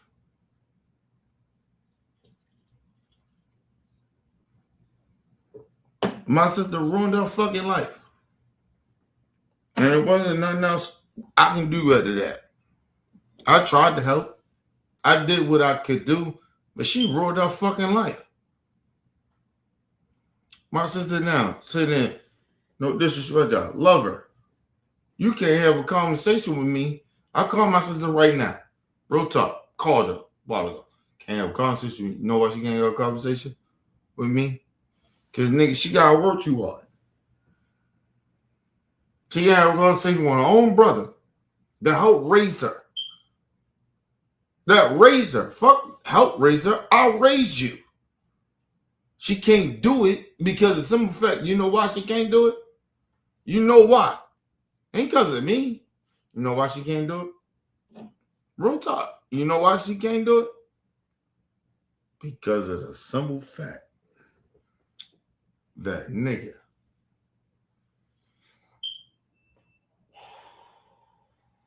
Let me go to the bathroom. I don't even want to speak it right now. Like, that shit crazy.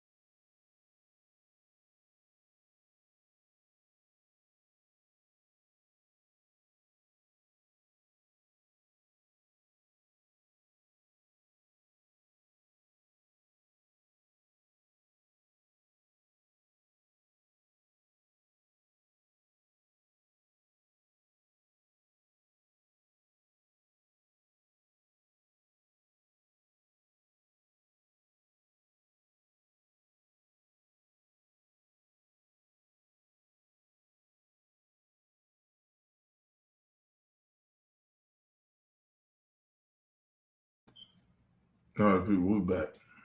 But I'm going to say this. Let me be real. You know why my sister can't say shit to me? Let's be real. You know why she can't? Let's be real. You know why she can't? Because of the fact she worked. She working too much. She can't do no shit. She can't have a conversation with me. Right? I haven't had a conversation with my sister since the last time I talked to her. And we got into a little situation. But she can't do it. You know, and I'll be honest about this. People be acting like, can't no be honest, nigga. I'll be real about this. You know why my sister can't have a conversation with me? Let's be real. She can't have a motherfucking conversation with me. This nigga, she got 2 different baby daddies. She got four kids. I'm sorry, my bad. 5. She got 5 kids. That's why. Because I ain't raised her that way. I protected her to try to get her away from that, but she didn't. Right? And it's not all her fault. That's all our mother fault. Part of my mom's fault. But if you know anything about my mom only got 2 kids.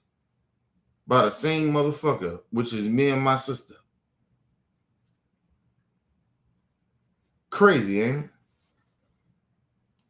My sister still to this day, still says, but she's still our mama. Fuck out of here. Think about that, though. She's still our mama, though. But ask her how many motherfucking baby mamas I got. Hell no, I'm her firstborn. Why I ain't got more than... I suppose I have a whole bunch of fucking kids, shouldn't I?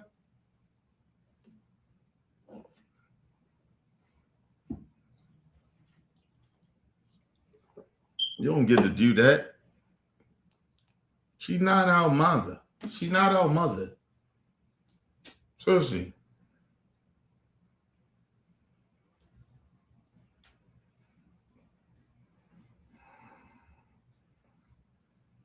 Listen, that's why I told y'all sometimes, right? Think about like my siblings and shit. They can't think like me. They ain't been through no shit. I protected my sister. Like even still to this day, I protect her. Right? I love her. Don't get that shit twisted. I love my sister. Right? And she give me good advice here and there. But my sister don't know shit. She don't know a motherfucking thing. When it comes to family. She don't. She got a blind eye to that shit. But she can tell me about me and everything like that and everything. My sister can't have a fucking conversation with me about being real. She can't. Because you know why? Because she was protected from me. That's a fact. But my sister sit there and tell you, oh, I know this. No, you don't. You don't know shit. You don't know shit about your brother. You think you know me, but you don't know me. You don't. And you don't have my back like that. Not let me know right there you don't have my back. That let me know you know nothing about me. You know nothing about me. I love you, though. I know every fucking thing about you.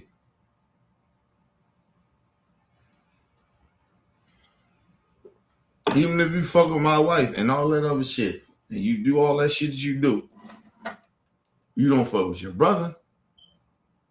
Let me ask you a question. Let me tell you, let me throw something out there to y'all. Ask my sister when she really fucked with her brother. That I raised her since she was a kid. She can't say, oh, I fuck with him. You know what she'll say to me? Oh, he's drinking and all that other shit. Oh, and I was drinking. I'm drunk. I'm drinking all that. Okay, cool. I get that.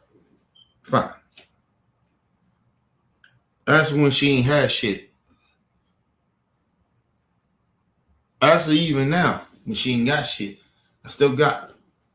Think about that. Motherfuckers keep talking about, oh, who you think I am or whatever. Nigga, I always got your back.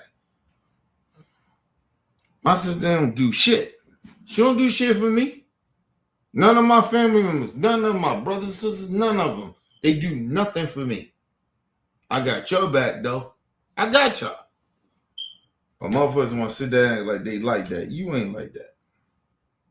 You don't give a fuck about your brother. You don't give a fuck about me. How you care about me? Ask him. I call my sister. I say, oh, I had a situation with my wife or some shit. Oh, you gotta work that out. You can't do that. No, what the fuck? I can't stay with y'all. I ain't saying I gotta sit. Nigga, I'm gonna pay. I got money. My own fucking sister said, oh no, I can't. No. Okay, cool. Think about that. That's why I move the way I move, people. Just motherfuckers say they blood and they family. They ain't really that. My own fucking sister.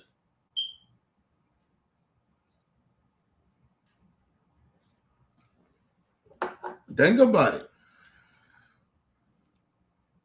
Think about what I just said. My sister is my blood. I raised her. Took care of her. My aunt died. She said, you better make sure you take care of your sister. And I take care of her. Nigga always got my sister back. Always. She ain't never got mine, though. She ain't never got mine. I never turned my back on my sister. And she know that. But she turned her back on me. I say, oh, I need somewhere to live. I need somewhere to go. Whatever the situation, me and my wife beefing or whatever. She ain't never. She all the excuse. Oh, I'm going through, I go through the school and all that shit. Get the fuck out of here, bro. I'm your brother, and I ain't saying I'm coming to your shit with no money. Imagine. Let me put y'all on game too. This is how disrespected I feel by my own sister. My own fucking blood. Let me tell y'all some real shit. You know what she did, right? Back in the day, right? She was out there doing all types of fuck shit, right? Nigga came to me.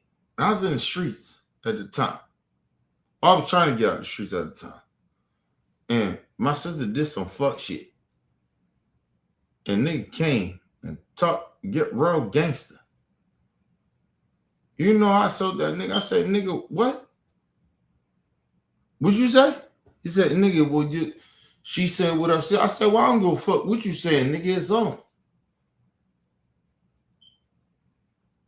It's on. Nigga, that's my sister. I don't give a fuck what you talking about. Whatever she said, nigga, it's on. And I moved that way. I moved that. And always move with my sister. Move with motherfuckers that fuck with me. Always did. So you know what? All these motherfuckers, all of a sudden, they got excuses. They ain't really like that, though. I can't even come live with them. I get in some trouble or some shit like that. I feel, shit or certain stuff. My own people won't even fuck with me. Really. Of the shit that I did for them. But you know what? It's okay. That's all right. Nigga, what my sister said to me last time I talked to her? She said, I ain't trying to ignore you, but, I gotta go. Okay, cool. Get the fuck out of here. All right, that's cool. That's all right with my sister. I'm good. Do your thing. We done.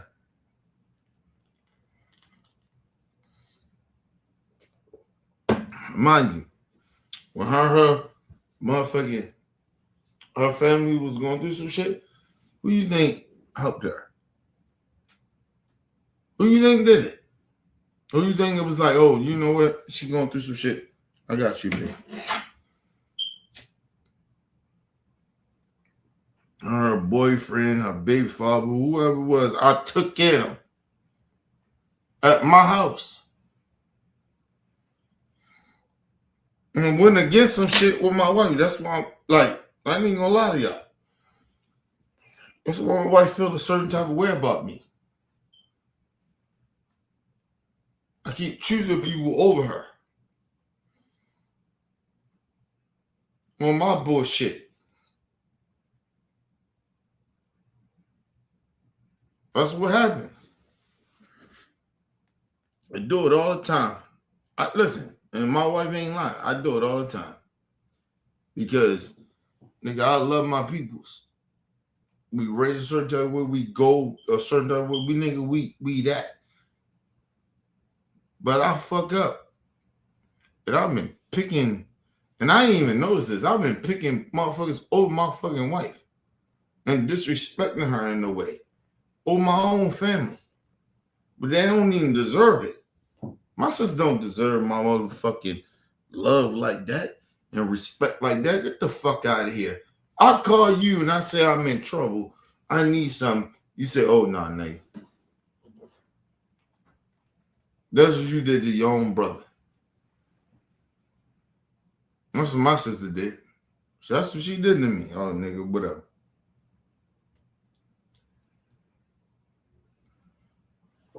It's all good though.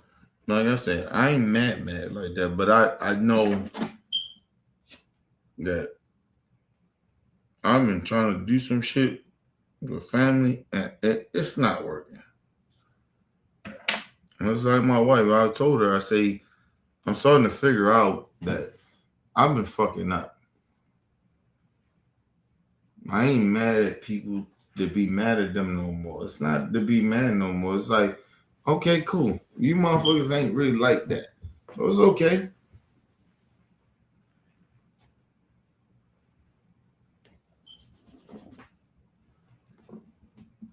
And I heard a lot, man.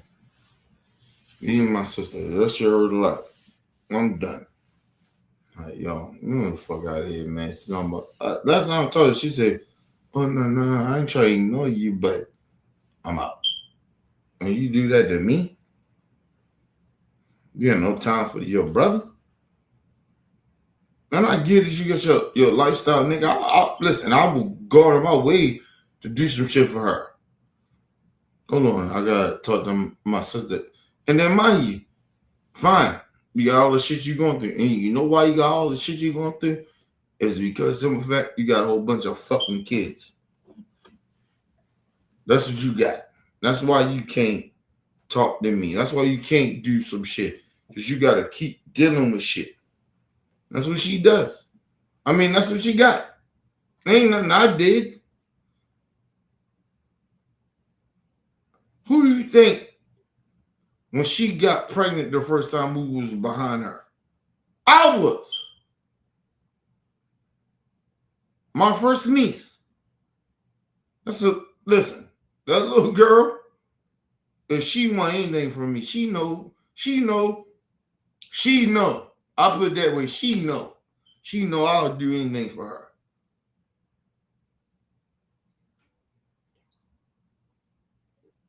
But her mom ain't shit. And I'm standing on that. At this point, her mom ain't shit. Ain't no fucking way that my sister is sitting here pretending that everything's okay. It's not okay. I'm your fucking brother. I did everything above me to help you. And then now all of a sudden, oh, you want to play this role? Oh, you don't get to do shit without me. And not to disrespect you or try to act like I'm better than you, but you don't do no shit. You ain't shit. My own fucking sister. You ain't shit. Let's leave it as that. You ain't shit. My sister ain't shit.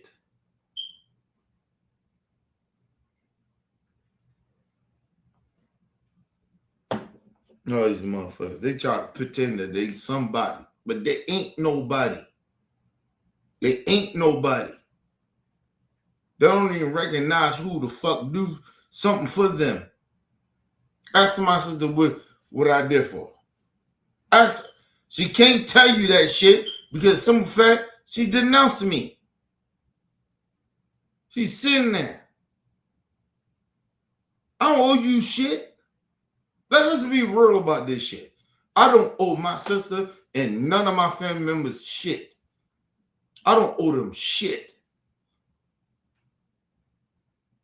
I've been taken away from my fucking wife and my fucking my daughter because of these motherfuckers. Not putting the energy and the love that I need to do for them because of these motherfuckers. I did what I did for y'all. And then y'all ain't grow. You ain't do nothing different. Now my wife feel like, now I don't do no shit. I don't care about her and shit like that. Even to the point with my kid. And I need to do better. I'm fucking up. Because my family that ain't shit. Ain't never did shit. And they ain't never appreciate my shit. Ask my sister, what you do for me? What? What am I put it this way. What my sister do for me? Really? Honestly. What she do for me? Nothing. When I call her, try to talk to her, tell me, oh, you drunk, you ain't shit, or whatever. Okay, cool. I gotta go to work. Okay, cool. What the fuck you talking about? I go to work too. What the fuck you talking about? You ain't got no time for your brother that protected you and saved your motherfucking life? You don't got shit for me. Oh, you gotta do some shit. Oh, your kids. First of all, your kids will be better off fucking with me if you actually gave a fuck. But you don't give a fuck about me. But you only give a fuck about your kids because that's how you think. Well, okay, cool. Fuck out of here. Fuck that. I'm fucking my life up for family. I think that's real. That's my point to y'all. Man, my wife, we ain't good because I keep giving a fuck about people that don't give a fuck about me. And I'm mad about some shit that I think that can get fixed, but it ain't gonna get fixed. That's the shit I'm talking about, y'all. My wife is mad at me, man. We going through some shit because I'm fucked up. Because I keep thinking that these motherfuckers are going to come and handle some shit. But they're not. I'm done, bro. I'm genuinely done. And I need to get my shit together. I can't care about shit that people don't care about no more. Or family members. I don't give a fuck about that shit. Motherfuckers lying. You making up shit. I'm who the fuck I am, bro. I don't lie about nothing. But I can't be who I am. And my own fucking sister said that, yo, she told me. Literally told me. Oh, now I'll call you. I'll call you later.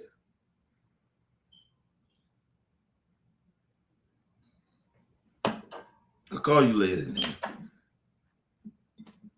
I'll call you later. Fuck you calling me later for?